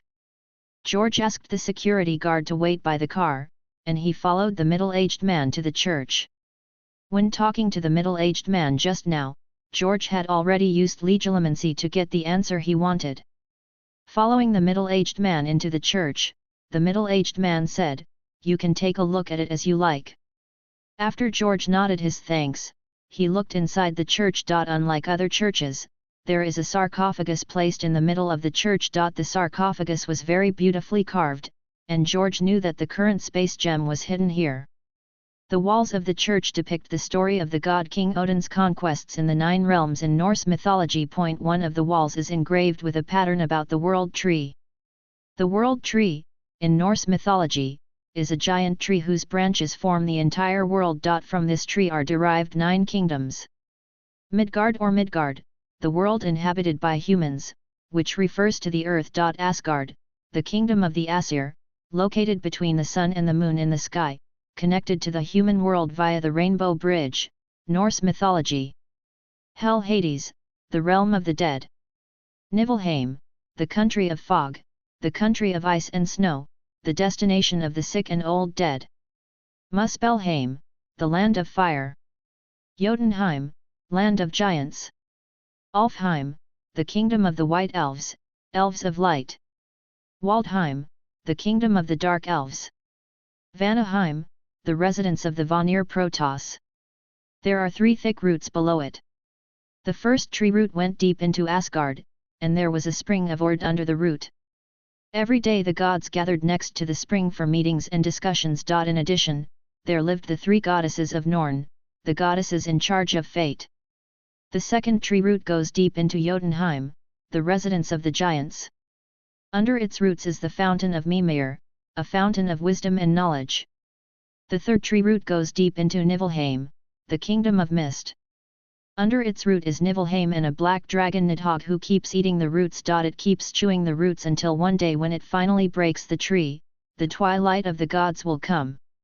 Although the whole church is not big, it is indeed rare in terms of sculptures. And it is even rarer to be preserved so well. It is a pity that these cannot be taken away for the time being, otherwise it would be very good to buy them all and keep them for collection. George muttered, fainted to the ground and cast a coma spell on the middle-aged man, causing him to faint. George helped the middle-aged man stand on the stairs beside him and then came to the sarcophagus. He waved his hand and cast a levitation spell on the lid of the sarcophagus, and the sarcophagus gently landed on the ground next to George's gesture.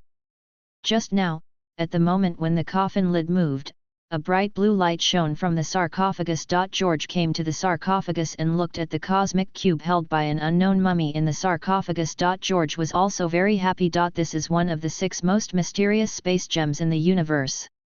It has powerful space capabilities.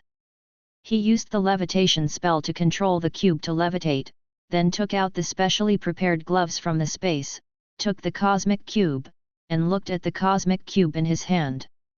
George had the urge to make it his own. And just when George touched the cosmic cube with his gloves, the chaos bead in his mind began to throb for the first time, as if he was longing for something. It shows that the cosmic cube has an effect on chaos orbs. It's just that the specific effect it will have is not yet known.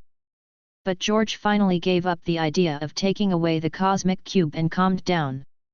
Now there is an important experiment to be done. After taking a deep breath, George put the cosmic Rubik's Cube into the chaotic space instantly. George's mind also felt that the chaotic space was rapidly growing. But in just a moment, George took the cosmic Rubik's Cube out of the chaotic space. The moment the cosmic cube disappeared from George's hands, 2 sets of eyes looked in this direction. One is the god King Odin who is far away in Asgard, and the other is the ancient mage in Comitage. But before they could react, the fluctuations of the cosmic Rubik's Cube came again. After Odin, who was listening to the argument between Thor and Loki, sensed the fluctuation again, he did not take any further measures, thinking that he had sensed it wrong. The Ancient One Master at Comitage knew that the cosmic cube had indeed disappeared for a moment, but the Ancient One Master just glanced towards the sky and had no intention of checking. George, who was not clear about any of this, looked at the much smaller cosmic Rubik's Cube in his hand and felt that the chaotic space had indeed become much larger. He also looked depressed.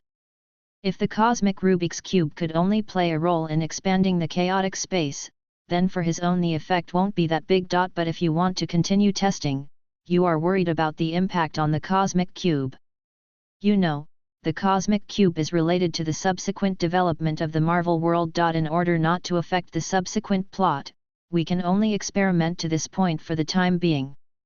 Thanks to book friend Kylan is not a demon for recommending it, thank you. I would also like to thank all the book friends who have collected this book, thank you all. End of this chapter. Chapter 71 The Malik Family. Chapter 71 The Malik Family. George put the cosmic cube back into the sarcophagus.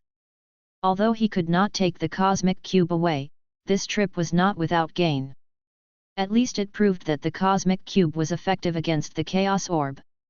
In this way, Some plans will have to change in the future. Of course, George thinks there should be no problem as to whether the smaller cosmic cube will have any impact. Didn't you see that in Avengers 4, the last thing Captain America sent back was the Space Stone?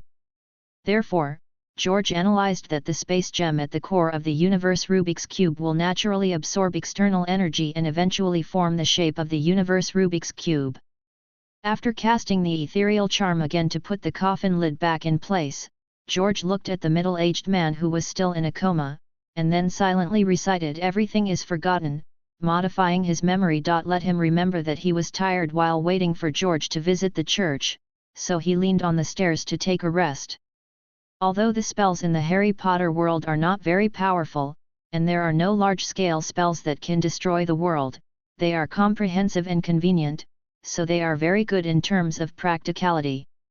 After the modifications were made, George shook him awake and said, "Okay, sir, I've finished the tour.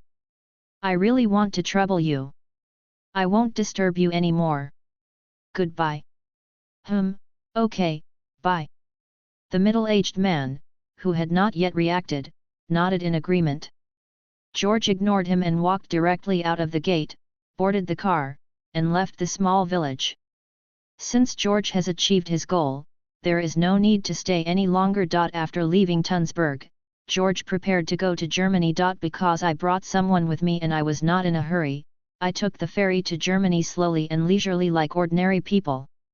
After spending 4 or 5 days on the road, George finally landed on German soil. The first time he arrived in Germany, George found a hotel and then called his residence in the UK. Due to the communication conditions of this era, George always asked his subordinates to leave messages directly to the British side. When he had the conditions, he would call back every day to ensure communication. In fact, it is not impossible for George to solve this problem. For example, if each of his subordinates is accompanied by a clone, it will be very convenient if George wants to arrange something. But George didn't want this. He wanted his subordinates to do things for him. Although it was inconvenient, he couldn't send clones for everything. Then there would be no need for his subordinates. Therefore, when circumstances permit, George will usually arrange for his men to go and do things. After calling back, I got the message left by my subordinate in Germany. After a night's rest in the hotel, George boarded the train to Berlin.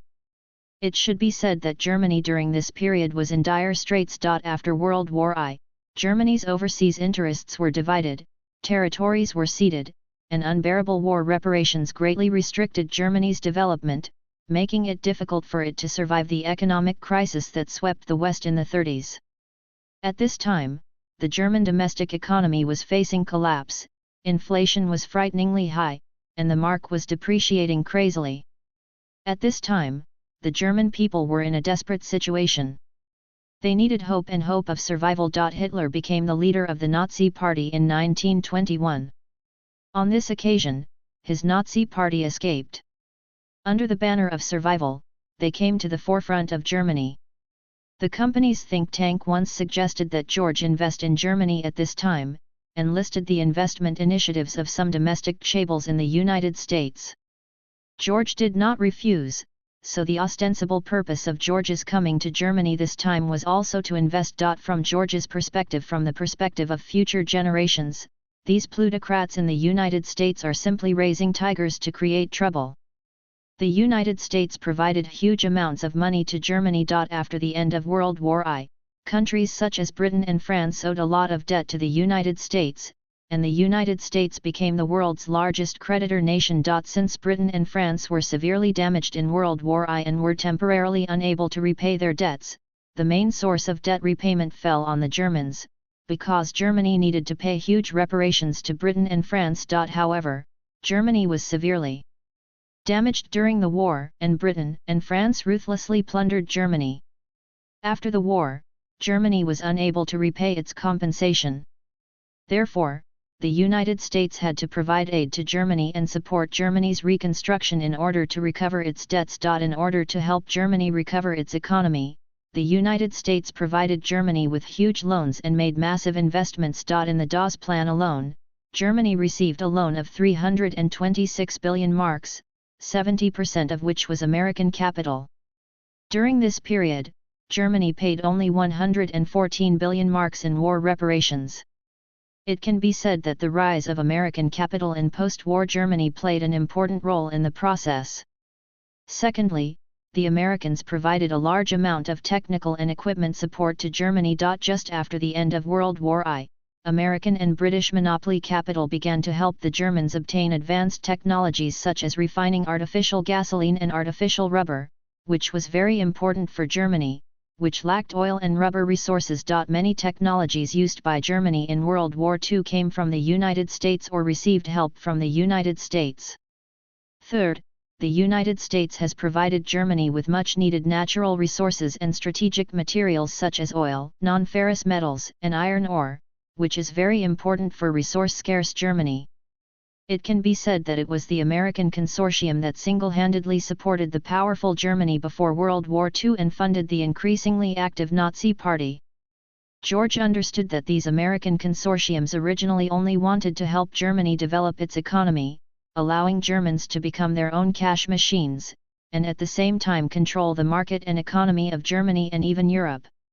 Unexpectedly, they were self-defeating and feeding trouble, objectively helping Germany and achieving Hitler. Under Hitler's leadership, Germany once again rose to prominence and embarked on the path to war. This is something that these American consortiums did not expect. Although George knew all this, could George stop it?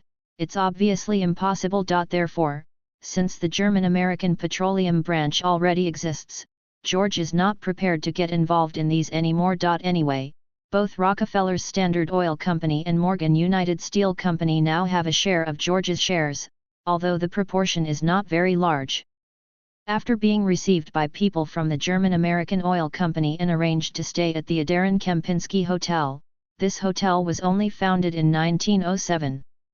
It is located in the vibrant city center of Berlin. The hotel restaurant can enjoy the view of Brandon, beautiful view of the Fort Gate. On the day George checked in, a security team member came to George's room and reported to George. "Boss, the matter has been clarified. The thing should be in the basement of the Malik family's manor in the suburbs of Berlin. Except for this place, which I have no way to enter, I have checked all other places and there is nothing like the thing you mentioned." Renhui reports. George looked at the goat head-shaped badge on the desk, was silent for a long time, and said, "Okay, leave the route map to the basement, and you can go and round with other team members. Let them find the person I am looking for quickly." "Yes, boss." After saying that, he turned and left George's room. The next day, George hosted a banquet in the banquet hall for the leaders of the German-American Petroleum Company and United Steel German branch. As one of the shareholders of the two consortiums. George didn't want his trip to Germany to generate any other bad suspicions, thereby ruining his plan. And he also needs an alibi. Because just when George praised the top executives of the two companies for their achievements for the company, he said that he would not interfere in their business. He would only open an art trading company in Berlin. When the atmosphere of the banquet was very lively, a figure flew up from the windowsill of George's room and flew towards the suburbs of Berlin. Thank you to Book Friends. Kylan is not a demon. Book Friends 140503015340665, and Book Friends Unlimited for their recommendation votes. Thank you for your support. Also, book friends who think it is still eye-catching are welcome to collect it. Thank you. End of this chapter. Chapter 72 The Cohen Rock. Chapter 72 The Cohen Rock. Many people may not know much about the Malik family. This must first talk about the origin of Hydra. The history of Hydra first began in a certain year BC, the specific year is unknown. Back then, the Kree were fighting all over the universe in order to expand their empire's power, and soon there was a shortage of soldiers. In order to replenish soldiers, especially warriors with very strong combat effectiveness, the Kree sent a large number of scientific research teams to various planets to capture people, conduct human body modification experiments, and want to cultivate soldiers with strong combat effectiveness through this method. The Earth is one of them. The Kree were called Blue Angels by humans at the time. They captured humans for experiments, transfused themselves as blood to humans on Earth, and eventually genetically modified humans into aliens with various abilities, similar to X-male, but because experiments on other planets failed, the Kree gave up this plan, and the humans who were transformed into aliens were not taken away but stayed on the Earth. Among the first batch of aliens who were directly transformed, there was one person whose ability was very buggy. This alien was called Hive at the time. Hive's ability was parasitism. After being transformed, he actually became a human. Parasite, he can parasitize onto other people's bodies like changing clothes to change bodies to achieve immortality, but must be dead. He can also control other aliens through parasites like sand. Of course, it can also be used kill. Precisely because of his bug-level ability to control other aliens, he soon had a large number of subordinates, including humans and aliens. In the end, other aliens were afraid of him, so they united and exiled him to another planet using a stone called the Corn Stone, actually a portal that can transport people to another planet. After the Hive was exiled, his men, those who had ambitions to rule the world, organized together to save the Hive. They took the Corn Stone, tried to study it, and kept sending people inside in the hope that someone could come back and bring back their master, but it's all in vain. No one can come back after entering the portal. And these people finally understood that they could not bring the owner back with their technology, BC. What they could do was to send people as sacrifices to the Hive every 10 or several decades to change their bodies, to ensure that the Hive does not die. In the end, these subordinates of the Hive finally formed a strict organization. The people in this organization ensured that they would not forget the ultimate purpose of the organization, rescuing the Hive to rule the world, through family inheritance. The largest family in this organization is the Malik family, has always been the leader of the organization. After George flew from the hotel to the Markley family's manor, he landed in a secluded place. After transforming back into his true form, he silently recited the illusion curse to himself. A blue light shot from George's hands to his body, and then George's figure disappeared directly. This spell can achieve the same effect as an invisibility cloak, but sometimes the cloak will not cover it tightly, but this spell can completely hide people. Then George walked swaggeringly in the manor. According to the route map he had obtained before, George first came to the large villa in the middle of the manor, because the entrance to the basement was in the study room on the first floor. George ignored the security personnel at the door of the villa, walked straight to the door of the study and heard conversations coming from inside. "Ji-Rui, is this your choice?" A female voice came from the study. "Yes, I have chosen my successor," Markley said. "That young man named Johann Schmidt? He doesn't believe in our God," the woman said. "Joy, it doesn't matter.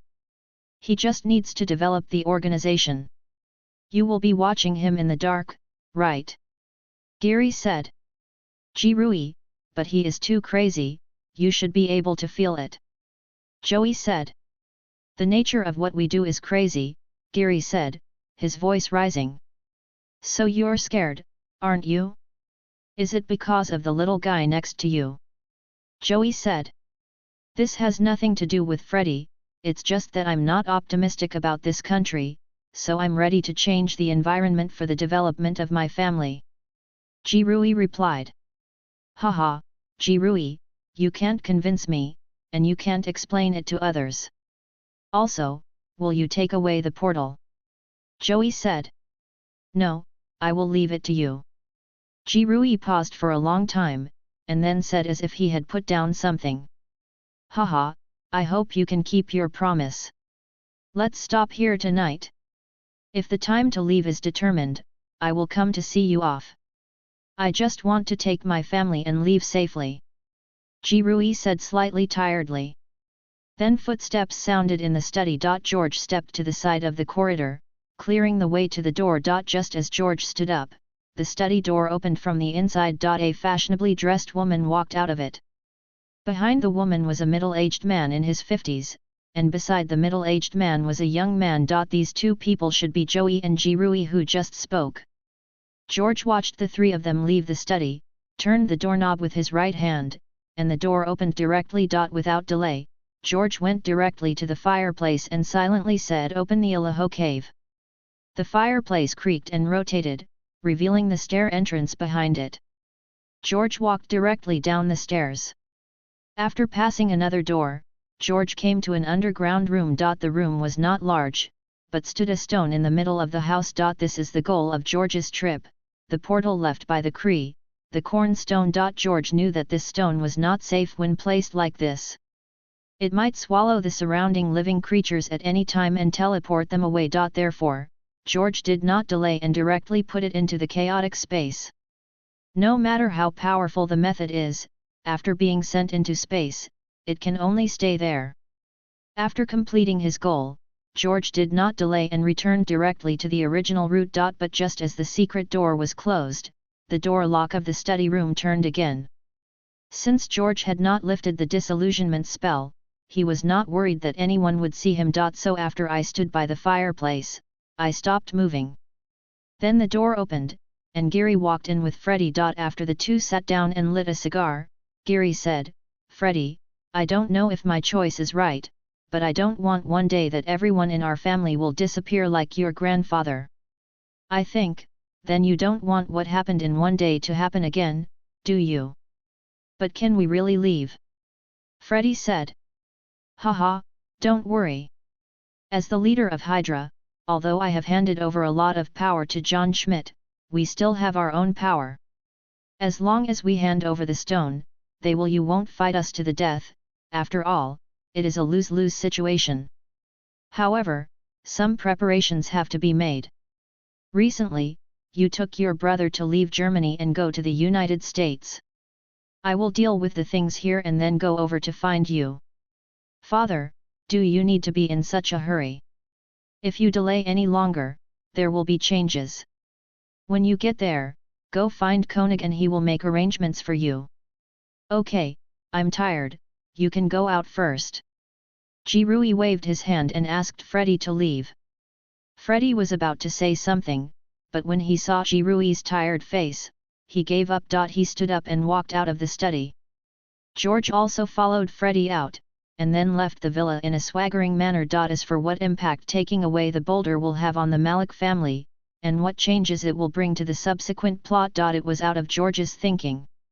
After all, for the Hydra organization on Earth, the Hive on the other side of the portal is what George is worried about. Because if the Hive really controls the aliens on Earth, he will be very dangerous. Besides, George is also very interested in the planet on the other side that can support the survival of humans on Earth. As for Hive, for the time being, the conditions are not met, otherwise it would be very simple to deal with him. He recited apparition silently at the corner and concentrated on Bang, and George appeared directly in the room of the Odlin Kempinski Hotel. The apparition spell is a movement spell in the Harry Potter world, which is equivalent to teleportation, but you must go to the place you have been before, and the farther the distance, the more magic power is consumed. After returning to the hotel, he found an opportunity to change into his clone, and George continued to chat and laugh with everyone at the banquet, as if he had never been out. Of course, no matter what happens outside, it has nothing to do with George, who has been entertaining everyone. Thank you for the recommendation. Vote for Kylan is not a demon, and also to all the book friends who have collected it, thank you. End of this chapter. Chapter 73 University Speech. Chapter 73 University Speech. The next day, the news that George came to Germany and hosted a banquet for the company's top executives was reported by major German newspapers. Of course, the report will inevitably report George's family history and scientific research results. Although many newspapers made a fuss about George's identity and advocated the rejection of George. But as a shareholder of two companies, the German American Oil Company and the United Steel Company, there are still many people in the newspaper who understand George's energy. Even if the newspaper doesn't understand, George believes that the current German government will not extrapolate these two companies. After all, these two companies are backed by large consortiums. Sure enough, the newspapers on the third day only expressed their welcome to George. This day happened to be June St, and another month of energy had been accumulated in the chaotic space. However, considering that there were still a lot of good things in the Harry Potter world, George thought it would be more appropriate to save enough for another year before extracting items.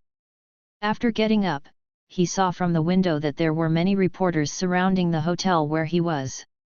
George knew that these were all people who wanted to interview him, but George was not prepared to be interviewed, so he did not show up. Some universities in Germany, such as the University of Munich and Heisenberg University, also sent invitations, inviting George to the school for exchanges. After all, the name of the father of penicillin has gradually been accepted by everyone. The impact of penicillin is self-evident. This exchange with major European schools did not originally include a trip to Germany, but George happened to be going to Germany due to personal matters. Originally, George was still thinking about what excuse to use to go to the University of Munich. Now that he saw the invitation letter, this problem naturally no longer existed. After communicating with Professor Osborne, George accepted the exchange invitation from the University of Munich. As for invitations from other universities, I'm sorry, but he doesn't really want to communicate with others. So, everyone declined. The agreed communication time was set after mid-June, and George began to use his spare time to visit this powerful European country. The ancestors of the Germans are the Germanic people who lived in Central Europe in ancient times. In the 10th century, the Germans established the Holy Roman Empire, which later split. In 1871, the Kingdom of Prussia annexed all German states except the Austrian Empire to establish the German Empire, completing the unification of Germany. Therefore, as a country with a long history, it must have many cultural artworks. George was very interested in these, and Germany was famous for its wine, so George arranged for people from the company to do business in these two areas. George himself also visited two ancient castles. After buying one, he planned to install a set of door keys, which would be more convenient for future arrangements in Germany. June 6, Munich. The full name of the University of Munich is Ludwig Maximilian Munich University, referred to as LMU or Munich University. Founded in 1472, it is a world-class university located in the center of Munich, the capital of Bavaria, Germany. George came to the stronghold where the security personnel who were stationed in advance were stationed. This is a bar in the city center. After George arrived in Germany, he had people buy this bar in the name of a local intermediary after listening to the report from the front station staff. So, on the surface, the owner of this bar is a native of Munich. In fact, they have all been replaced by people whom George has conquered these days. These people have all been cast by George with the loyalty curse and will never betray him. Some of the places that are easily noticed by others have also been arranged by George using magic in the past 2 days. The reason why George went through so much trouble was because of Abraham Erkens, a professor at the University of Munich. Professor Abraham Erkens is a professor of biology at the University of Munich in Germany, the creator of the Super Soldier Serum, and the life mentor of Captain America Steve Rogers. Now Dr. Erskine is already studying how to improve physical fitness. Because Dr. Erskine was a Jew, he was captured by the Nazis at the time. John Schmidt, the leader of the Hydra organization, the Red Skull, forced Dr. Erskine to inject himself with the Super Soldier Serum, but the serum was not yet ready at the time, turning John Schmidt into the Red Skull. Therefore, when given the opportunity, George certainly made some preparations in advance. This bar was a base for surveillance on the surface. In fact, George arranged for a team of people to go to Augsburg to secretly protect Professor Erskine's family. Moreover, George has set door keys to these two places to ensure that George himself can come to support at any time when necessary. The next day, George came to the University of Munich as a scholar. After George introduced that the discovery of penicillin has been applied, it was the communication session.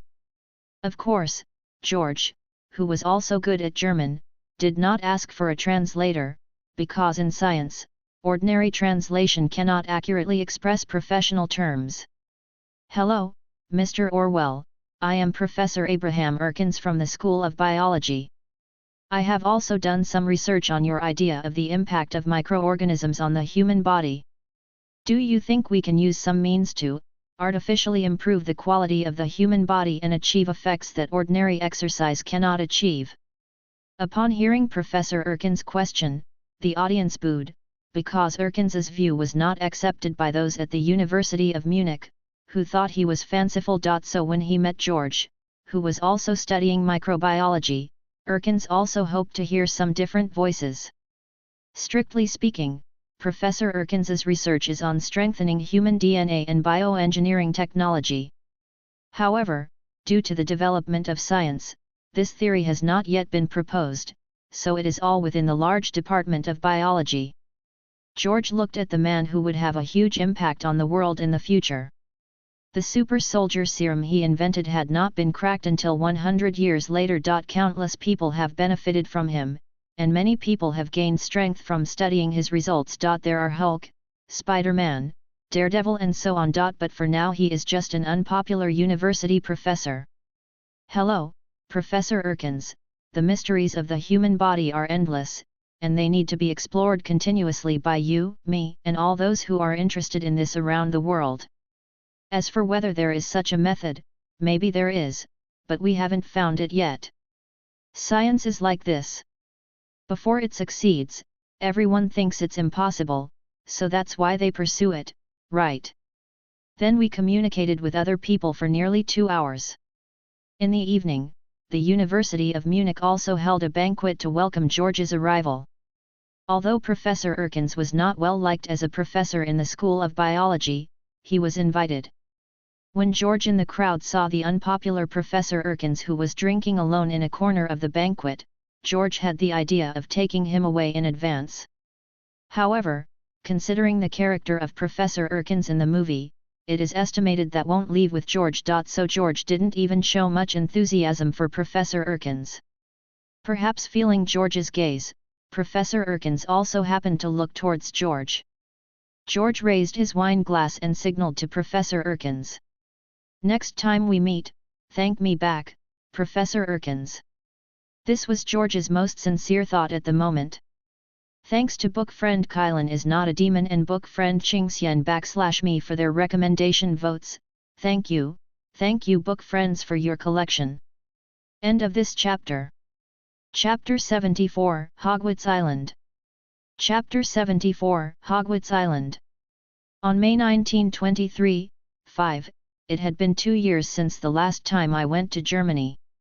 Waking up from the morning sun, George took his arms out of the naked body of the beautiful woman next to him. He walked into the bathroom alone, washed up, and went to the restaurant on the first floor to have breakfast. As for the beautiful woman around her, after she wakes up, someone will naturally arrange for her to leave. After enjoying a hearty breakfast and reciting apparition silently, George appeared on the top of a castle. George is now located in New York, formerly the villa on New York Avenue. The place where he is now was formerly named Rikers Island, and was renamed Hogwarts Island by George last year. The reason is that last year, George drew the entire Hogwarts from the Harry Potter world. The entire Hogwarts was wrapped in a spherical object when it was first extracted. Later, George placed the spherical object on what was then Rikers Island, and after one night, the entire Hogwarts, surrounded by the college walls, appeared on the spot. Fortunately for George, the change happened at night and no one saw it. George summoned nearly 500 of his clones, surrounded the courtyard wall at the same time, and carved a Muggle expelling curse on the courtyard wall. That's why all this never attracted anyone's attention. Standing on the top of the tower, you can see a cross-sea bridge connecting Queens, New York to what is now Hogwarts Island.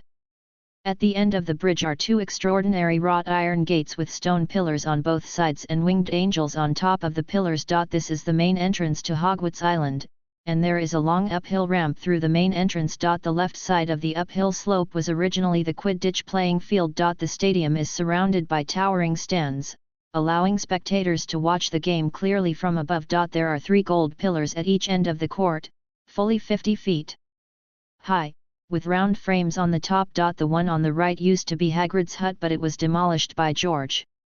Passing the grounds of Hogwarts and Hagrid's hut, passing many turrets and towers, we got off the bus at the Great Lawn and entered the castle. We passed many turrets and towers and got off the bus at the large lawn to enter the castle. Unlike ordinary castles, the gate of the castle is not on the side of the auditorium and foyer, but at the back of the entire castle. The castle is not a square building, but a combined building complex with many towers connected by passages, secret passages, and bridges. Opposite the gate is a large lake, Black Lake. To the right of the castle are the greenhouses and a large field. To the right of the original Hagrid's hut and the fields is the Forbidden Forest.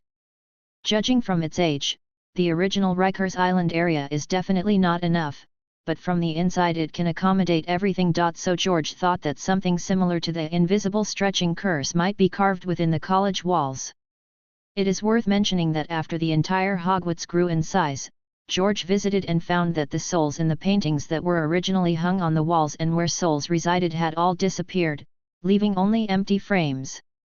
Special rooms such as the library and the room of requirement are still there, especially the books in the library, which make up for George's shortcomings in spells. Although George also acquired a lot of spells when he obtained the knowledge of Nick Flamel, he specialized in alchemy and ancient magic texts after all. How many magic spells can you expect from a technical geek who hasn't touched anyone in hundreds of years? Although Hogwarts is large and beautiful, many of it does not apply to George now, so in the next year after extracting this item, George has been using magic to change the entire Hogwarts. From George's perspective, it seemed as if everyone in the castle had just left temporarily, and nothing had been moved. During the process of remodeling the magic castle, George classified and put away all the things he found, such as books, which were all placed in the library, and those related to alchemy and refining medicine were also placed in their respective rooms. Other useless things such as beds, quilts, etc. were transformed into small toothpicks by George using the transfiguration technique, and finally received into a bag made by George himself with the seamless stretching charm attached. Why should they all be turned into toothpicks? Of course it is to save space. In the end, with the continuous efforts of George and his clones, the entire college has changed. The first was the wall surrounding the academy. After George carved some defensive formations, he covered it up with thorn bushes. It not only plays a hidden role, but also makes it more beautiful. The Quidditch field was converted into a football field. George also built a 2 basketball court next to it. The Forbidden Forest and Black Lake, which were already dead, were also filled with various creatures by George. They have come back to life and formed an ecosystem. Standing on the top of the castle, you can also hear the chirping of birds and insects in the Forbidden Forest. The interior of the castle was also heavily modified by George. It can be said that most of the year was spent on this. Taking professional issues into consideration, after George removed many unnecessary mechanisms, he also specially invited the original professional team of designers to conduct an electrification design for the castle. Of course, the memories of these people were later modified by George using the memory curse and forgetting curse. George did not treat them badly and directly bought their company and gave each of them a large red envelope. If you work for your boss, I guess even if their memories are not deleted, they will be very happy. Some of the tower-like buildings around the castle have been preserved, such as the astronomical tower. Some were converted into laboratories. These laboratories will be very useful.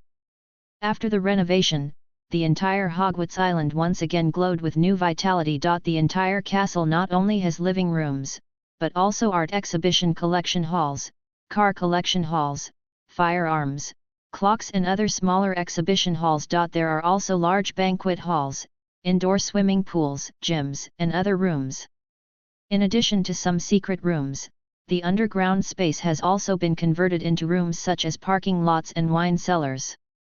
Moreover, George was still on the 8th floor of the castle, using the invisible stretching spell to decorate himself with indoor swimming pool, gym, alchemy laboratory, and other rooms.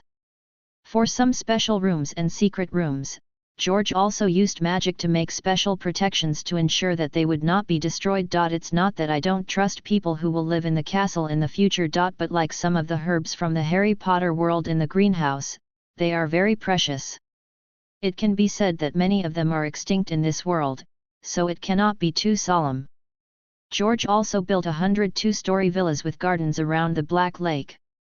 The first residents will be here tomorrow. Only people close to George and servants will live in the castle, and the villas by the lake are prepared for the security personnel who first followed George. Since George possessed magic and all the people who had been planted with vitality seeds by George swore allegiance under the Red Loyalty Curse, these people were screened and finally 100 people were selected by George as his final team. Apart from being loyal to themselves, these 100 people do not have many social relationships except their own small families. This way there won't be too much interference from external factors. For those who can leave their lives to themselves, their families should also enjoy the best life like him. As for Hogwarts Island, George's own island, George has set up the most stringent protective formation. George can guarantee that except for Comitage, there is probably no safer place on this earth than his place. In fact, as long as George is willing, he can cast more Muggle-expelling curses. Then use some magic circles to completely seal off the entire island and make it disappear from everyone's sight. But humans are social creatures, and necessary communication is a must. Thanks to book friend Kylan is not a demon for recommending it, thank you. I also hope that all book friends will have the remaining recommendation votes to vote for this pig, thank you. Book lovers are welcome to collect more. End of this chapter. Chapter 75 Change of Space. Chapter 75 Change of Space. Today, George is going to draw items again. The items drawn the first 2 times were quite good. George came to the island specifically to draw items. The consciousness sank into the sea of consciousness again, entered the chaos bead, and looked at the 3000 worlds. Pulling out the light group again from the Harry Potter world, a suitcase-like object inside the light group came into view. Just when George was about to squeeze out the ball of light and take out the items, the chaotic space seemed to convey a throbbing of desire. When he saw the appearance of this item, George had a rough guess as to what it was. It should be the special suitcase of Magi zoologist Newt Scamander in the world of Harry Potter. In order to write fantastic beasts and where to find them, Scamander traveled around 5 continents and visited nearly 100 cities to observe these magical creatures up close. This mysterious suitcase has always been with him. The interior of the box has been cast with a traceless expansion spell. There is a complete laboratory in the space, as well as a huge biological garden with a complete biosphere, which allows Newt to store a large number of magical animals during his travels. Therefore, the inside of this box is no longer just a box with the traceless stretch spell cast on it, it should be said to be a dimensional box. Otherwise, what would there be so many large magical creatures eating, what to breathe? Does it just rely on the oxygen Scamander put in when he opened the box? Obviously unrealistic. And George, who has the knowledge of Nick Flamel, knows that it is not impossible to make a space into this kind of dimensional space. With magic, anything is possible. It just requires a lot of precious magic materials, which are not affordable for ordinary people. However, when you think of people who can travel around 5 continents for their own interests and hobbies, they are definitely not ordinary people. After feeling the desire of the chaotic space, George thought for a moment and naturally knew which was more important. The chaos bead is his foundation, so he directly pushes the light group into the depths of the chaos bead. In an instant, the light ball disappeared in front of George's eyes. There was a faint feeling of rejection in the space, and George's consciousness returned directly to his original body. When George wanted to put his consciousness into space again, the inner layer of the chaos bead seemed to be isolated from the entry of consciousness. But since the chaos bead was bound to George's soul, George could still vaguely feel that the inner space of the chaos bead seemed to be compressing inward. After trying to enter the space with consciousness again to no avail, George stopped trying. You can only let the space change on its own. Fortunately, the changes in the chaos orb did not have much impact on George. All skills and the energy already present in George's Danshan can be used normally. After repeated comparisons, George still discovered some differences. That is, the energy in the Danshan before will naturally and slowly grow as the chaos bead absorbs the energy in the external space. There is no need for George to think of ways to increase it. Therefore, the Shakara refining technique is basically useless to George. Now as the chaos bead undergoes transformation, no energy is dissipated from inside the chaos bead, and the use of Shakara refining technique can also increase the energy in George's Danshan. Also, George was quite lucky. After the underground secret room of the castle was renovated, he took out some precious items such as gold and works of art from the space, leaving only some water, physical objects, and some firearms. There was no use in worrying about the changes in the chaos orb. George used apparition to return to the villa again. Now the servants in the villa have been replaced by George with old people brought back from England who have worked for the Swent family for several generations. Of course, among them is the old butler Fred. After explaining to the old butler, someone will naturally arrange for the security personnel's family to stay on Hogwarts Island tomorrow. Moreover, even George's castle still needs a lot of decorative items. These require the housekeeper to choose appropriate decorations from the collections that have been acquired over the past few years. There are also art exhibition halls that George likes, those classic cars, etc., all need to be moved and filled slowly, so this relocation is a long-term project. Perhaps inspired by Newt's commander, George decided to also take a trip around the world. He did what he said, and after buying a large cruise ship, George booked a time to travel around the world. Of course, George will not be the only one on this tour. George plans to turn this tour into a year-round super party. George would publish the entire itinerary in the newspaper and sell tickets. At every port of call, some wealthy people will be invited to board the cruise ship, and a cocktail party will be held every night. These people can disembark at any time, and a small cruise ship will take those who want to leave to the nearest city.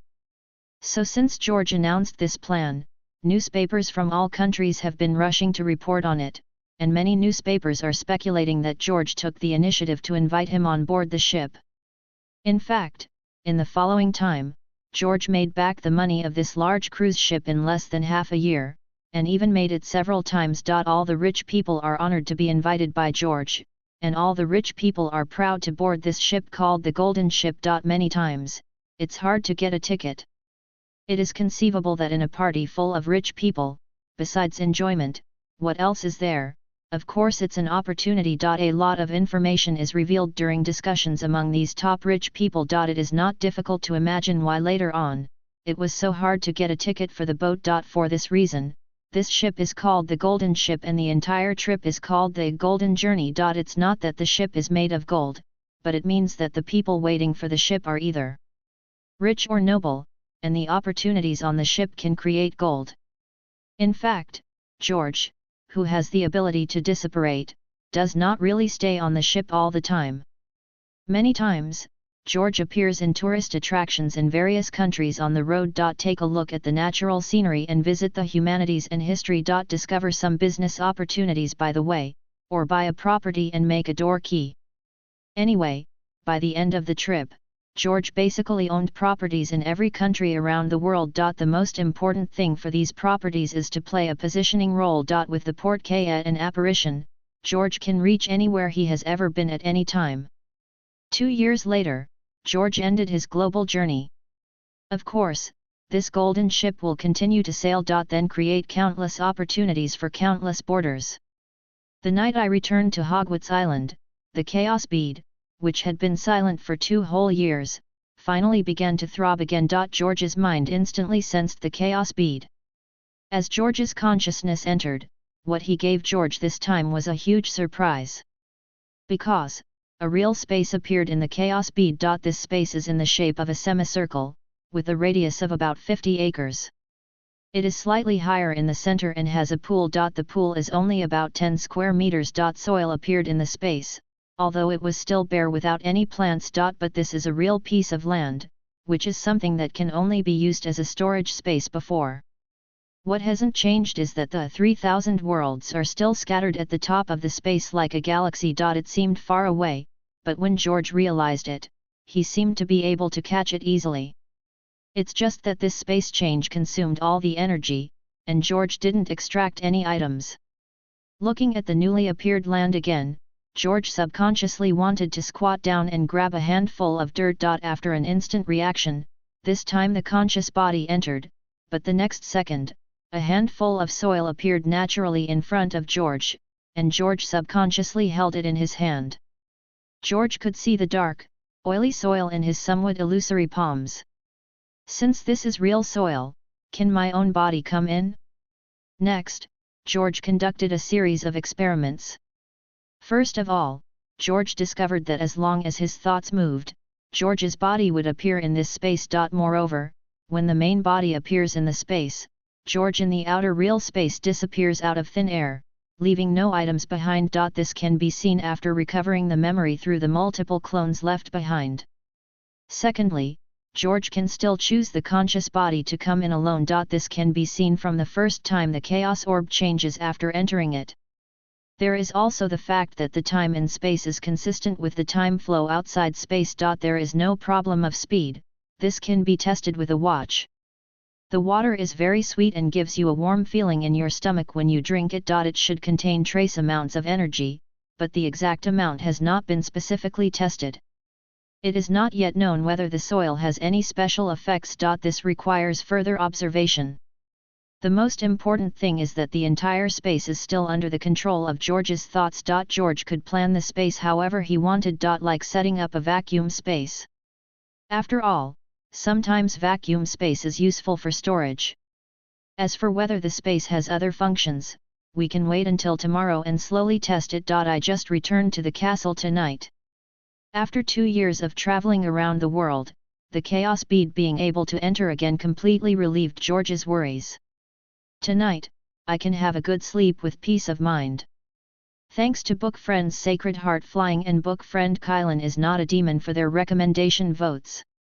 Thank you, although some seniors suggested that I should write down the 24 words that have not yet been signed, but looking at the book friends who voted for me one after another, I decided to continue writing. Your support is my motivation. Thank you to all the book friends who voted and collected it. Thank you. End of this chapter. Chapter 76 Chaos Recovery.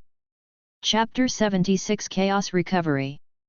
The next day, after breakfast, George went to a tower on the top floor of the castle, where he could see a panoramic view of the entire Hogwarts Island. After 2 years of development, the entire island has undergone many changes from before. The most intuitive thing is that it has a lot more popularity. Like now, many children have gathered on the lawn in front of the castle. These children are all school-age children from 100 families selected by George as his team. Every morning, these children will gather here, and then they will undergo physical training and then refine their vitality for half an hour. Someone will come over in the afternoon to teach some professional knowledge. These are all selected based on voluntary participation. Children who do not like to practice will also be arranged to enter schools sponsored by George to learn knowledge. There are already some women picking fresh vegetables in the vegetable garden on the other side of the castle. As for George's 100 team members, they were all assigned to perform tasks by George and were not on the island. After looking at the entire island with satisfaction, George appeared in the chaotic space with an idea. Then a packet of vegetable seeds that the old housekeeper had prepared before breakfast appeared in his hand. George, who has the ability to control everything in space, has just one thought and all his seeds have been planted into the black soil. Another thought, the water from the pond fell like rain, accurately covering the field where vegetables were grown. It's time to see what happens next. Coming out of the space, George instantly came to the castle's response room and set up the room as a training room. In the next half hour, George used his firearm skills, 3-body technique, multiple shadow clone techniques, and finally magic abilities. In the end, it was discovered that there was no change from before the chaos orb changed. George didn't give up, so he turned the room of requirement into a quiet room. Sitting cross-legged in the center of the room, George slowly calmed down. My mind slowly experienced it inside my body, and when I saw that there was no change, I thought over and over again about how I felt when I used the skill just now and when I used the skill before. Finally, with George's advanced thinking, he finally discovered that when casting the transformation spell, it was different from before. Ordinary people who use transformation will have the feeling of being stuffed into a water pipe and constantly spinning. Just because George has a strong physique, he doesn't feel uncomfortable. But just now, I instantly arrived at the response room from the top floor. Looking back carefully, I realized that there was no such spinning situation. After discovering the difference, he immediately experimented again. George silently recited apparition again and appeared in the bedroom. Standing there and experiencing it carefully, the current method of movement is more like teleportation. As if he thought of something, George's eyes lit up, and in an instant George appeared in the response room again. George stood in the middle of the room, laughing. George finally noticed the difference. This time George did not recite the transformation spell silently, which meant that George thought of a place and then teleport there with just a thought. Next, George puts his newfound ability to teleport to the test. George can teleport up to 100 meters away. Within a radius of 100 meters, George can teleport at will. After many consecutive teleportations, George discovered that he had not consumed any energy, physical strength, or mental strength in his body. George knew this must be the effect of spatial changes. When he thought about it carefully, George understood that the current area of the space was a semicircle of about 50 acres. In other words, the radius within the space is the teleportation distance. After careful experience, George also discovered that within the radius of himself as a dot, his perception became more acute. These are good developments, and George is happy to see them happen. But why are these changes brought about? George sat down in the middle of the quiet room and thought slowly. Reminiscent of the origin of the chaos bead, George understood. The predecessor of the chaos bead is the Hongmeng bead. In order to reproduce the great god Pangu's act of opening the sky in the past, Pangu and the three Qing dynasties each held the three treasures of opening the sky and created the world in the Hongmeng bead. It may be that the strength was too great, and the Hongmeng pearl could not withstand the destructive force. The origins of Hongmeng scattered out and merged with the laws of the prehistoric world. As a result, the Hongmeng pearl degenerated into a chaos pearl. In other words, what could have been a universe in the Hongmeng pearl was eventually downgraded to a small world similar to the cave sky. The small world of Yufeng was not in the eyes of the three big guys, so it was abandoned. After a long period of time, it finally fell into the hands of George in his previous life.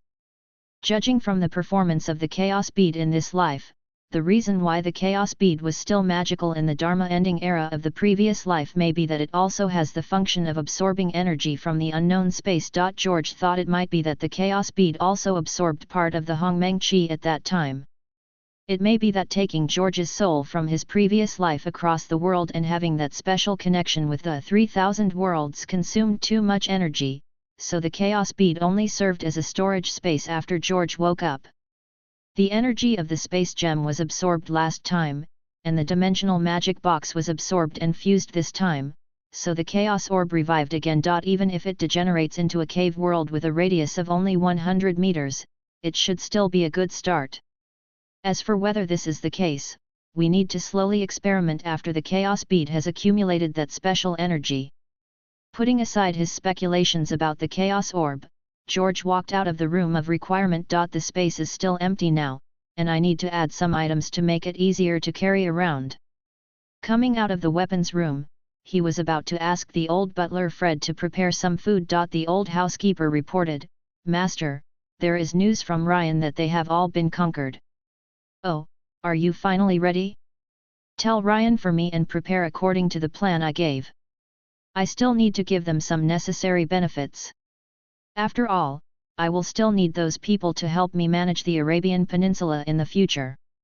The other time for establishment is, let's set it on November 11 St. Okay, sir, I will tell Ryan," the old butler said, and then turned and left. 2 years ago, the Arabian Peninsula was granted to George by the British. George arranged for Lane to lead the 100 people and head to the Arabian Peninsula with a ship's weapons and equipment. After George met and subdued the two forces, he left the rest to them. After 2 years of persuasion, Lane and the others had reached an agreement with all the countries on the peninsula, allowing them to recognize George's rule. What George asked them to arrange was the inauguration ceremony. Well, the world still has half a year left, so take your time and prepare food first. Hey, it seems that I forgot to tell the old housekeeper to prepare the food. Forget it, I'd better do it myself. Thinking about it, George walked to the kitchen on the first floor. This was originally a place where house elves made food, and was later transformed into a modern kitchen by George. There is also a large storage room behind the kitchen, which contains many fresh ingredients. After George asked everyone in the kitchen to go out, he directly performed cooking magic.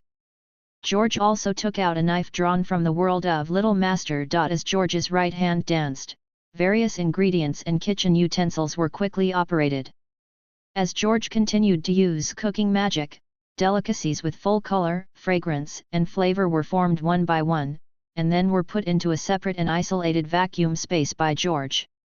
You must know that to perform cooking magic not only requires good magic talent, but also good cooking skills. It just so happened that George had once drawn the cooking talent and recipes of the male protagonist in the world of Little Master. So, making food is still very simple. In the afternoon, George arranged for the driver to drive around New York and give souvenirs to several acquaintances. After traveling around the world for 2 years, I naturally needed to visit some acquaintances in New York when I came back. It is worth mentioning that Professor Osborne resigned as a professor at the school after returning to the United States after ending his exchange in Europe 2 years ago. Rejected George's offer to continue working for George, and then founded his own Osborne Company with George's funding. George contributed 25% of Osborne's shares. Thanks to book friend THOR1999, book friend Kylan is not a demon, book friend Chingxian /me, and book friend Sacred Heart Flying for their recommendation votes.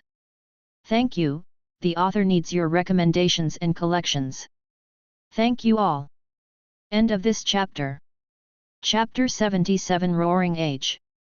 Chapter 77 Roaring Age. In October, George came to the peninsula through the Port Kayat.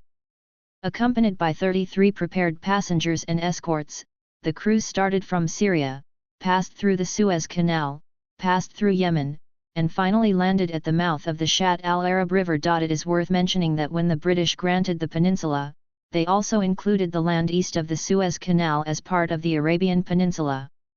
During the journey, George communicated with these congressmen about the construction of the entire peninsula. George told the lawmakers, first select a place to be the administrative center and build an administrative building. Then all departments must be fully equipped. You also need to have your own army and base. It is best to establish military bases in the north and south. The base must have a seaport and an ultra-long airstrip. You can even build 2 small cities around these 2 bases. After all, this is the 2 bases include sea, land, and air, and the area will definitely not be small. Therefore, the supporting equipment and personnel must also be able to keep up. The peninsula's economy focuses on the development of oil and energy, gaming and tourism, and financial services. The financial services industry has no foreign exchange restrictions and no direct taxes. Here, George is telling these MPs the economic model of Cayman in the future. Although the congressmen didn't know what George was talking about, they honestly took out their banknotes and recorded in detail what George said. Arrange to build thermal power plants around the city, power plants that burn natural gas or oil.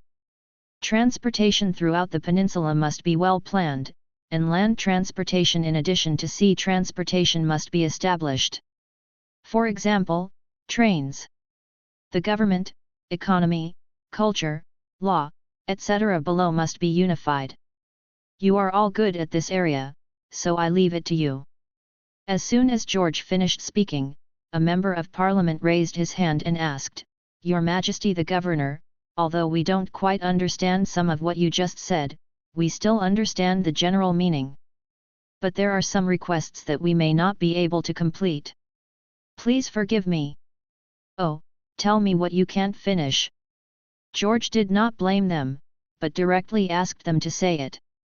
The person who just spoke glanced at the other people around him, and then plucked up the courage to say, "Your Majesty the Governor, first of all, build a military base, transportation, cities, etc. according to your requirements.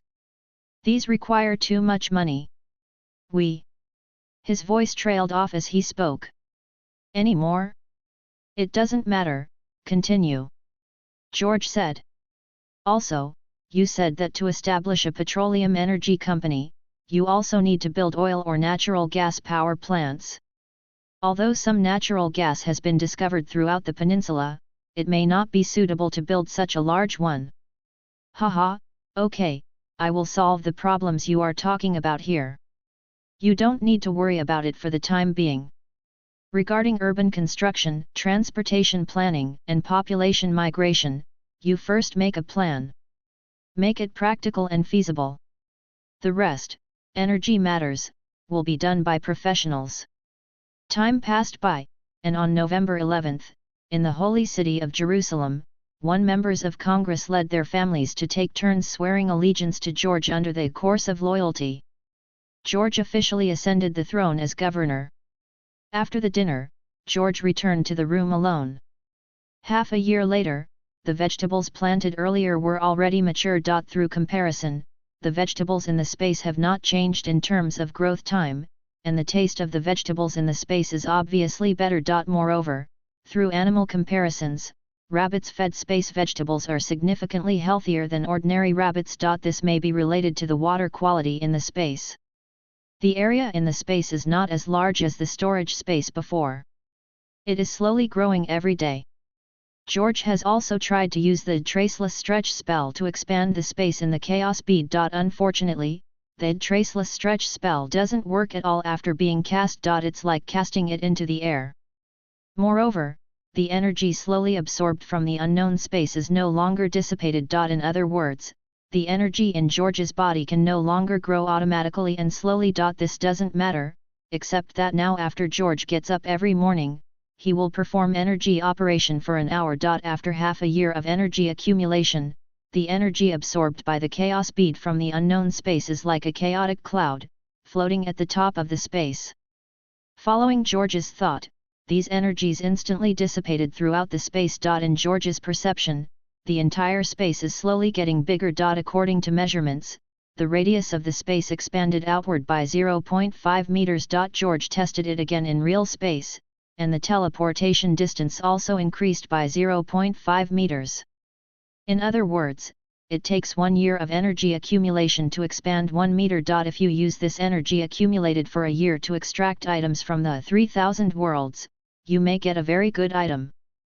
George estimated that it would be too difficult to restore or even upgrade the space in the chaos bead by accumulating energy. Thinking of the role that the universe Rubik's Cube played in space before, maybe we should start from this aspect.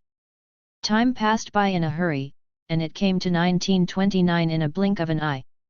George's capital affairs were quite busy in the past few years, and George could not take it lightly at this time.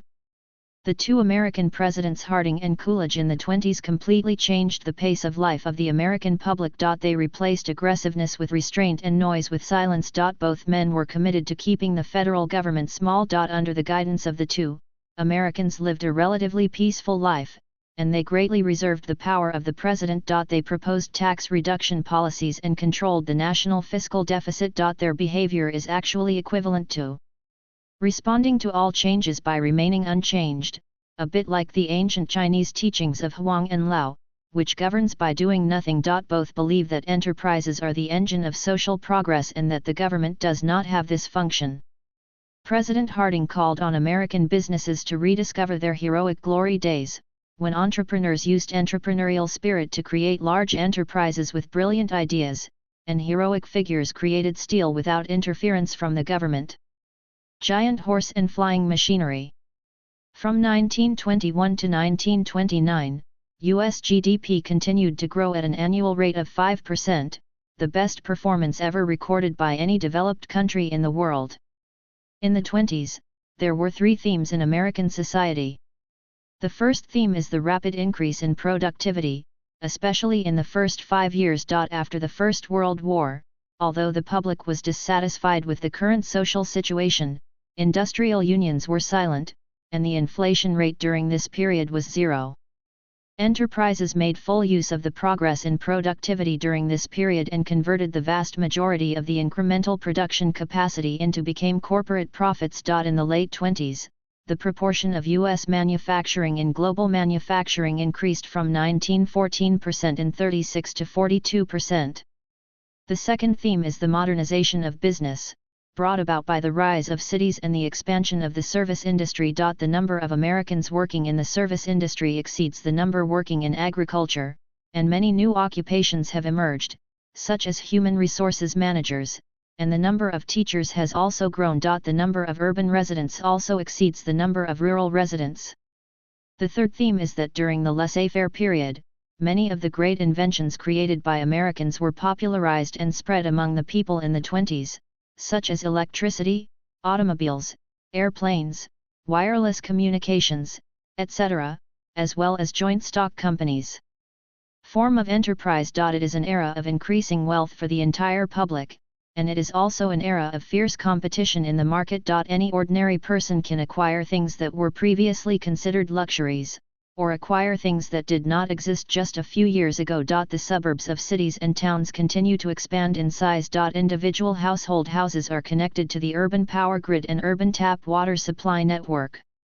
During this period, in addition to the wave of democratization, the United States formed a unified national market. This is an era full of technological miracles, manufacturing progress, common prosperity, and general social optimism. It looks so good, but in this era, dangerous signals have begun to hide. The first is consumer debt. At that time, the debt of American households continued to rise, from $2,017 in 1919 to $4,200 in 1929 based on the purchasing power of US dollars. Indiana 21600. People owed the highest debt when purchasing real estate. The second is the populist trend that puts the local needs of the United States first. A series of laws restricting immigration enacted in this era made it impossible to obtain the input of cheap labor as it had historically. In the 1900 years from 1929 to 30, American society enjoyed the benefits of creative destruction. For 7 years, it enjoyed almost uninterrupted economic growth and accumulated huge social wealth. By 1929 million households, American households, or 310 households, invest in stocks. Its disastrous consequences will eventually occur. Although many insightful people have criticized these issues, this cannot change the social atmosphere of the United States throughout the 20s. Later, American historians directly called this period the Roaring 20s.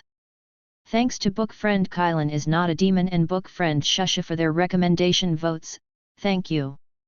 End of this chapter. Chapter 78 Black Week 2.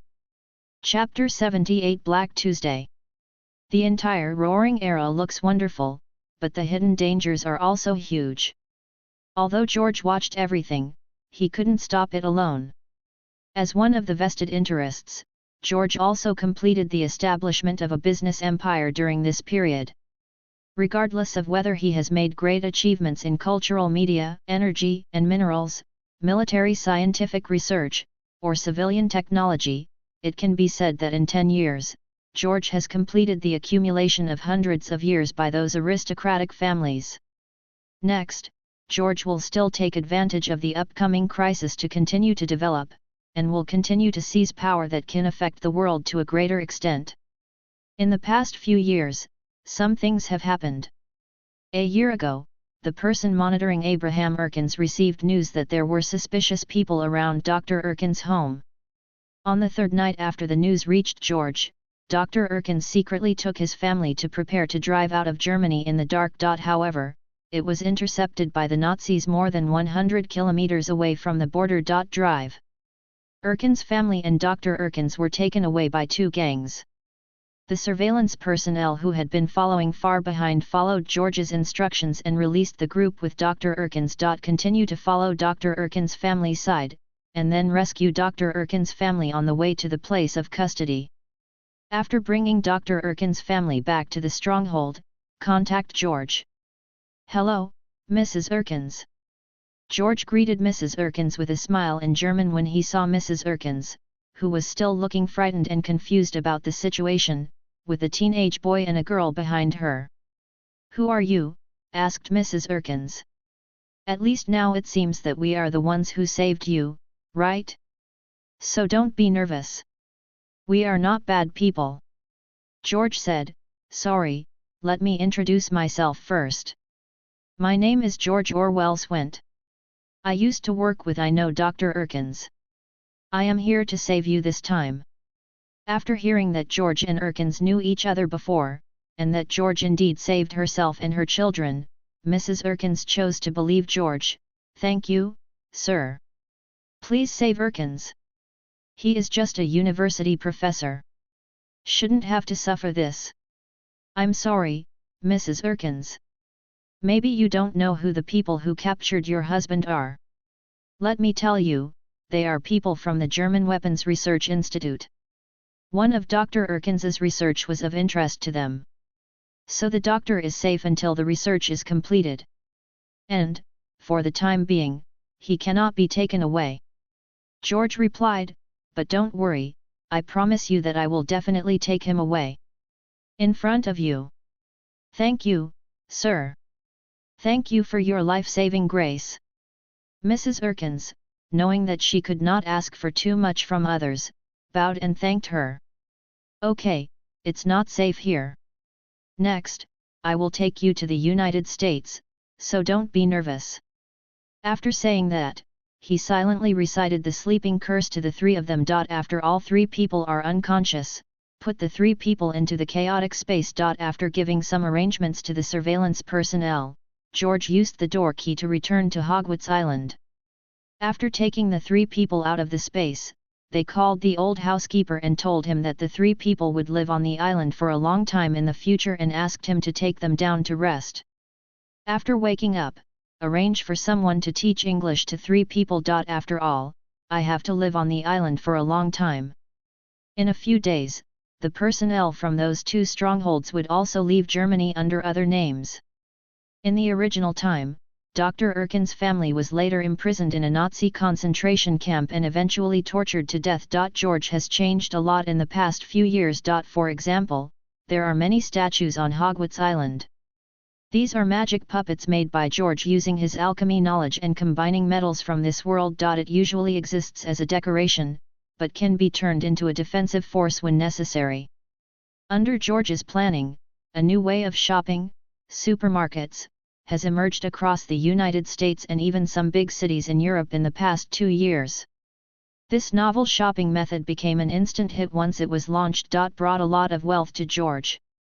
George also built many hospitals across the United States, among which Orwell Hospital in New York, which specialized in treating the top wealthy, was the most famous. The reason is that the medical methods used in this hospital are the most advanced in the United States. Diseases that cannot be cured elsewhere can still be cured in this hospital.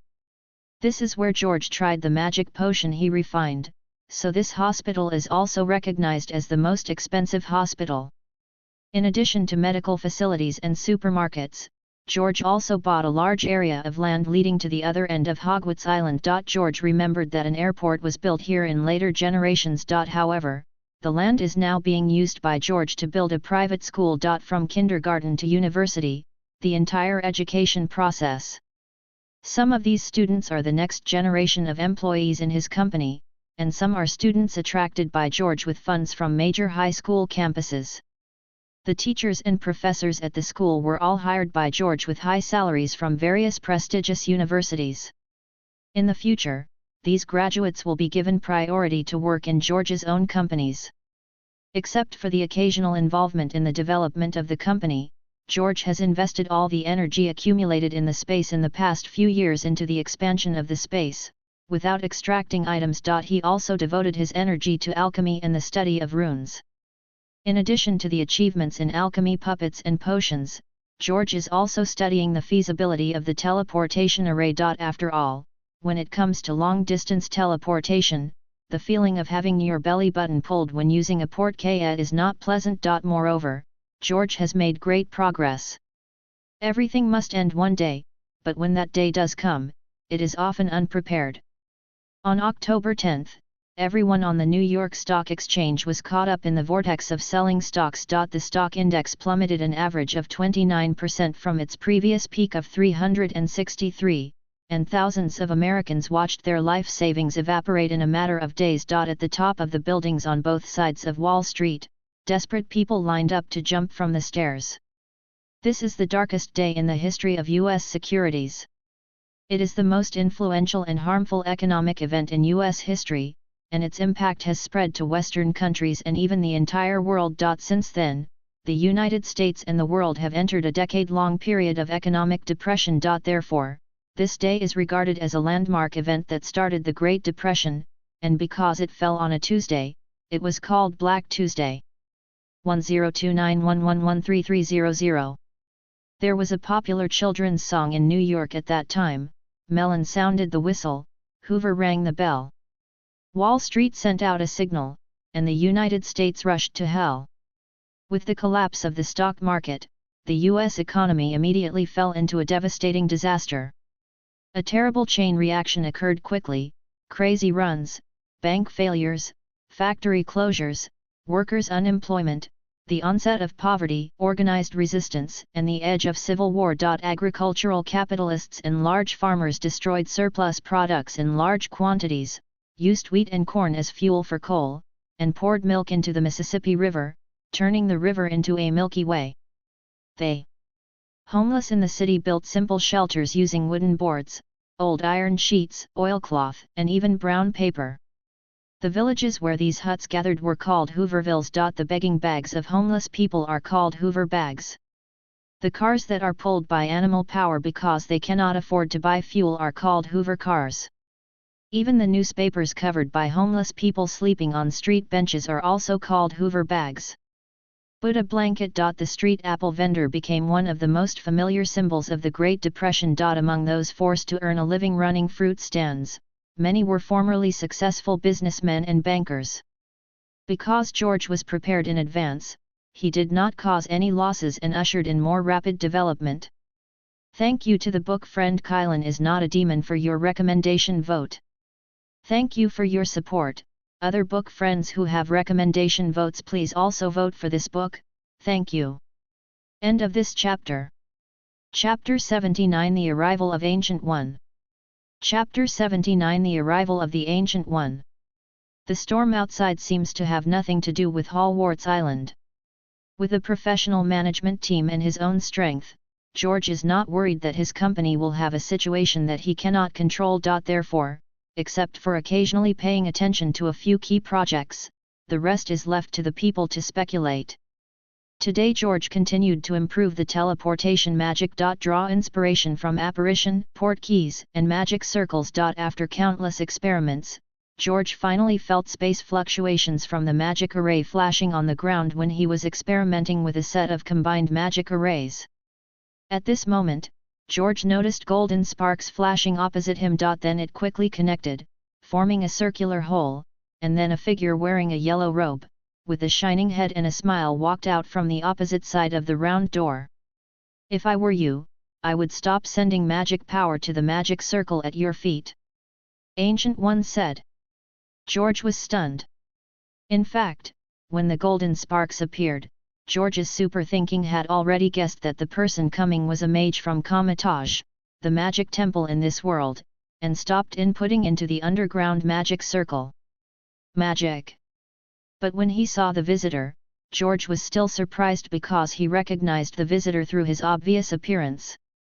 The Heavenly Father-level powerful man in the Marvel world, the guardian and owner of the Time Stone who has guarded the earth for countless years, the Supreme Mage Ancient One. You. Hello. Guyi said. You know me? George asked after coming back to his senses. I didn't know each other originally, but between countless timelines, we will always know each other. You know, time is a corresponding existence. Although I can't see you clearly, people don't exist independently, right? Master Guyi replied. Yet George understood what Master Guyi said before. George must have touched something when he was preparing to experiment with the space teleportation magic circle just now, so he attracted this big guy. After meeting Guyi, George was actually a little panicked. After all, George was still relatively weak compared to the big boss in front of him. What's more, she also possesses the time stone, which allows her to see the past and the future through the long river of time. Then, looking at the magic circle on the ground, he quickly calmed down. At least, it seems now that the Supreme Mage has no intention of doing anything to him. Otherwise, I wouldn't be wasting my time with myself. Seeing George looking at the magic circle underground, Master Guyi said with a smile, "Yes, young man, the space in this world is very dangerous. It's best not to try randomly. If you open any special latitudes, it would be bad to attract some dangers." "Sorry," George said, slightly embarrassed. "Okay, George, we can talk slowly," Guyi said seriously at this time. "First of all, judging from your expression, you should know me, so I don't need to introduce myself." Just after saying this, Master Guyi, who was very close to George, suddenly stretched out his hand and pushed towards George's chest. George also made a dodge reaction in an instant, just when George was about to measure his body and get out of the way of Master Guyi's palm. Master Guyi's other hand has already grabbed George's wrist, pulling it together, and Master Guyi's right hand has been printed on George's shoulder. At that moment, George had the feeling that his soul was powerful in his body, but in the next moment, his soul returned to his body. Master Guyi was also surprised to see George's beaten soul return to his body instantly. Because unless he is a strong person with the same level of strength as her, no one can resist her soul separation from the body. The moment his consciousness returned, George immediately stepped back and was ready to use the door key to leave here at any time. "Sorry, George. Just now, your space magic circle triggered the magic circle of my subordinates from the inside of the Earth to protect the multidimensional world from invading the Earth's latitudes, so I came to take a look. But I found that you have the aura of latitude creatures, and I doubt the body was occupied by creatures from other latitudes, so I prepared to expel your soul from this body. I didn't expect you to be so special." Okay, it doesn't matter." George understood that it was completely normal for the Ancient One Mage, who was responsible for protecting the Earth and preventing invasion from other latitudes, to take action to verify problems when he discovered problems with himself. "I can only blame my own lack of strength, what else can I say? Obviously, you have obtained certain abilities, knowledge, or items from other latitudes. Don't worry, I will not interfere. As long as it is confirmed that you are not occupied by creatures from other latitudes, everything you get is your chance," Ancient Yi said. "Then what will you do next?" George asked. "Because the difference in strength is too big, it is better to ask directly. Since you have obtained items from other latitudes, you should know something about the multiverse. So next, you need to go to Karmatage to learn some knowledge about space magic. Otherwise, you will really open up a certain danger next time the latitude is not good," Guyi said. "But I still have a lot of things to do, and I may not be able to stay in Karmatage for a long time to learn that knowledge." In fact, George was worried that he would be locked up in Karmatage. "It doesn't matter. Karmatage doesn't do much magic research in this part of space. You can come back at any time. By the way, Master Guyi, what did you mean when you said that I have the breath of creatures from other latitudes?" George asked this question after thinking for a while. "It's okay to say that he has obtained items and knowledge from other latitudes from his own magic circle, but it is very dangerous to say that he has the aura of creatures from other latitudes on his body. Whether he was plotted against others when extracting items from other worlds was related to his own safety, so he had to be cautious. This knowledge related to the multidimensional world has special book teaching in the library of Karmatage. If you are interested, you can read it yourself. Okay, now you need to make a decision, whether you want to go to Karmatage with me or not." "Mataji," Guyi said. "Of course, it is my honor to study at Karmatage," George said sincerely. Because being able to learn magic at Karmatage will indeed play a great role in improving George's own strength. Moreover, Karmatage's magic has its own uniqueness. Among them are several magics that George is most interested in. One is the mirror space, the other is the space portal that the ancient master just cast, and Kamatage. George is also very interested in the way the mage sect borrows the power of Emperor Weishan. As for time magic, George estimates that the ancient mage will not let him have access to it. In fact, neither George nor Guyi mentioned a single thing during their chat. That is, the impact that George's existence will have on future eras. However, now it seems that as long as he is an earthling, Master Ancient One should not care about anything else. Because when they first met, Master Guyi said that he couldn't see himself clearly, and said that people do not exist alone. It may be that Master Guyi cannot see his past and future, but he can understand himself through the people around him. Finally, by looking at the soul, I discovered the unity of the soul and the body, so I completely let go of worries about myself. After all, it was just gaining multidimensional power. She had seen too much of this kind of thing during the countless years that the Ancient One Master had been guarding the earth. Just like Ghost Rider, Scarlet Witch, etc., she will not interfere as long as it does not cause the invasion of the multidimensional world.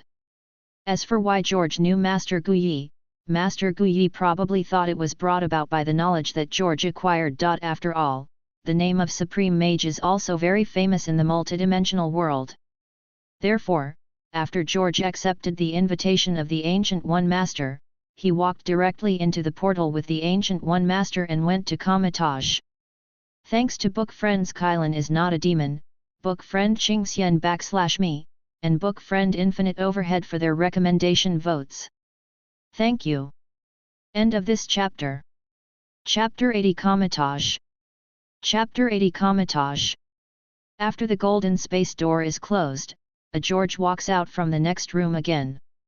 George, who possesses the multiple shadow clone technique, will certainly use this technique where it should be used. Over the years, George has been using the multiple shadow clone technique to learn and research various knowledge. In addition to studying magic knowledge, George is now proficient in atomic physics, computers, biology and chemistry, materials science and other technologies.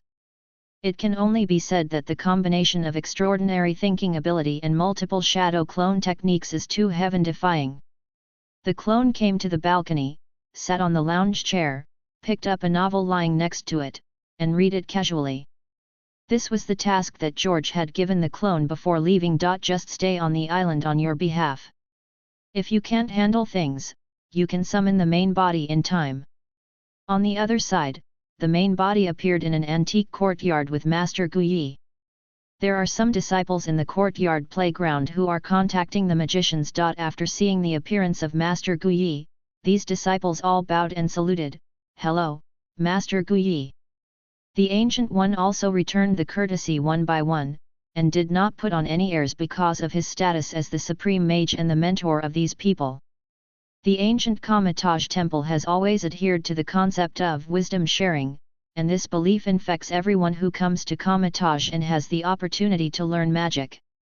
Master Guyi brought George to a room, and they sat down on both sides of the coffee table.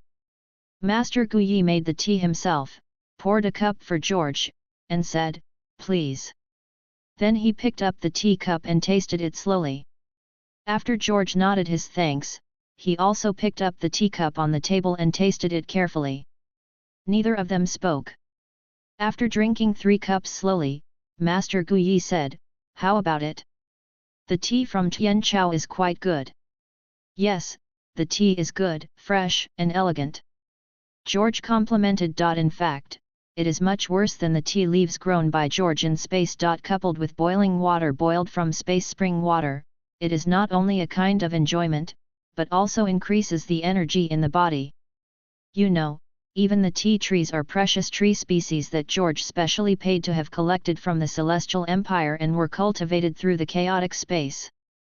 However, George had no intention of showing off, as that would only continue to expose something in front of Guyi. "George, actually I noticed you when you started experimenting with the space magic circle, but I didn't expect you to progress so fast." Guyi put down the teacup and said, "Maybe it's just luck." George could only cover it up casually.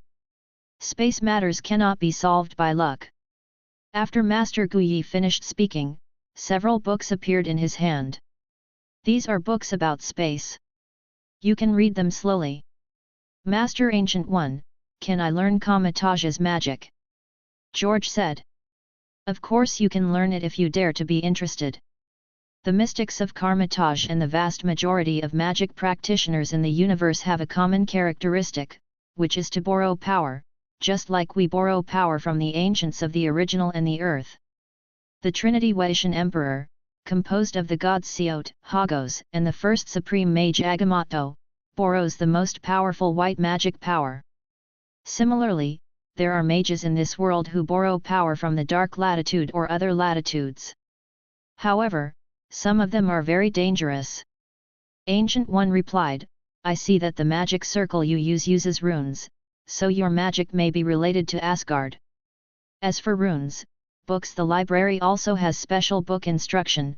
Come on, I'll have someone arrange it for you.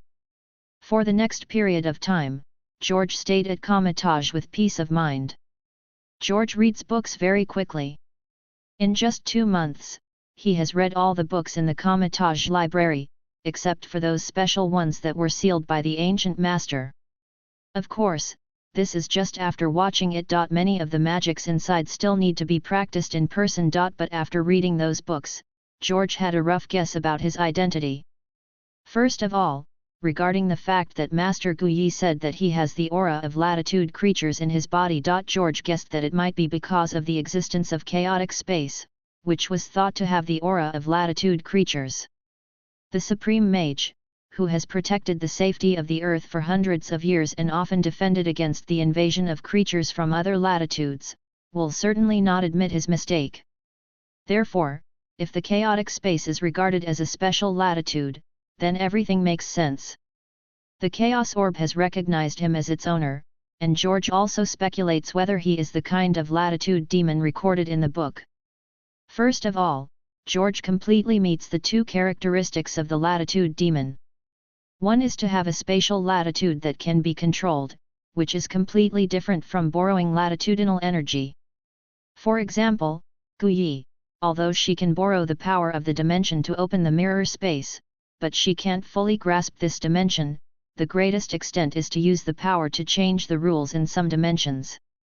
Although he doesn't know the situation of the masters of other dimensions, in the space inside the chaos bead, George can control everything in the space. Another reason is the aging problem. Yes, since George officially recognized the chaos bead at the age of 16, until now, George's appearance has not aged. You must know that George has not obtained any ability that can make people immortal so far. This is also the reason why George has rarely appeared in the public eye in recent years. Even if he goes out occasionally, George will dress himself up to look a little more mature. Of course, he, the Lord of Latitude, is different from other latitude demons. First of all, the space he controls is still very weak, so the dark space that he cannot control like Dormammu has endless energy. Secondly, the use of energy is still very superficial. After extracting items several times before, George discovered that he had only developed a certain aspect of the energy in his body. I didn't use the energy in my body correctly at all. Then there is the way to grow. In the Marvel world, the latitude demon can only rely on devouring to expand its latitude. Just like Mephisto wants to pull the earth into the hell dimension, Dormammu wants to swallow the earth and invade the real dimension. The space controlled by George can also absorb energy from the outside due to the effect of Hongmeng Qi. In other words, other dimensional demons can only expand their own latitudes, but George feels that his own space can continue to evolve. Just like it could only be used as a storage space at the beginning, it has now evolved into a large space. Next, George and other mages began to practice the magic of Kamataj. Unlike Kamataj's mystic who needs to borrow magic power, George has magic power himself, so he does not need to bear the price of borrowing magic power. Just like Doctor Strange in later generations, not only did his hair turn grey because of learning magic, but he also needed to eat dimensional creatures for a long time like other mystics. This is why the mages of Kamataj all fight in close quarters. Usually they only practice a few spells, and most of the time they fight with magic weapons. Magic will only be used as a secret when necessary, so it is called a mystic. George tried the food they usually eat once in the canteen of Comitage, but the smell made George not even have the courage to try it. Later, he always took out the delicacies stored in his own space to eat. In fact, George's biggest gain is the study of runes, and through the study of runes, George has new ideas about the teleportation circle he studied before, and this cannot be done in Comitage. Tested. End of this chapter.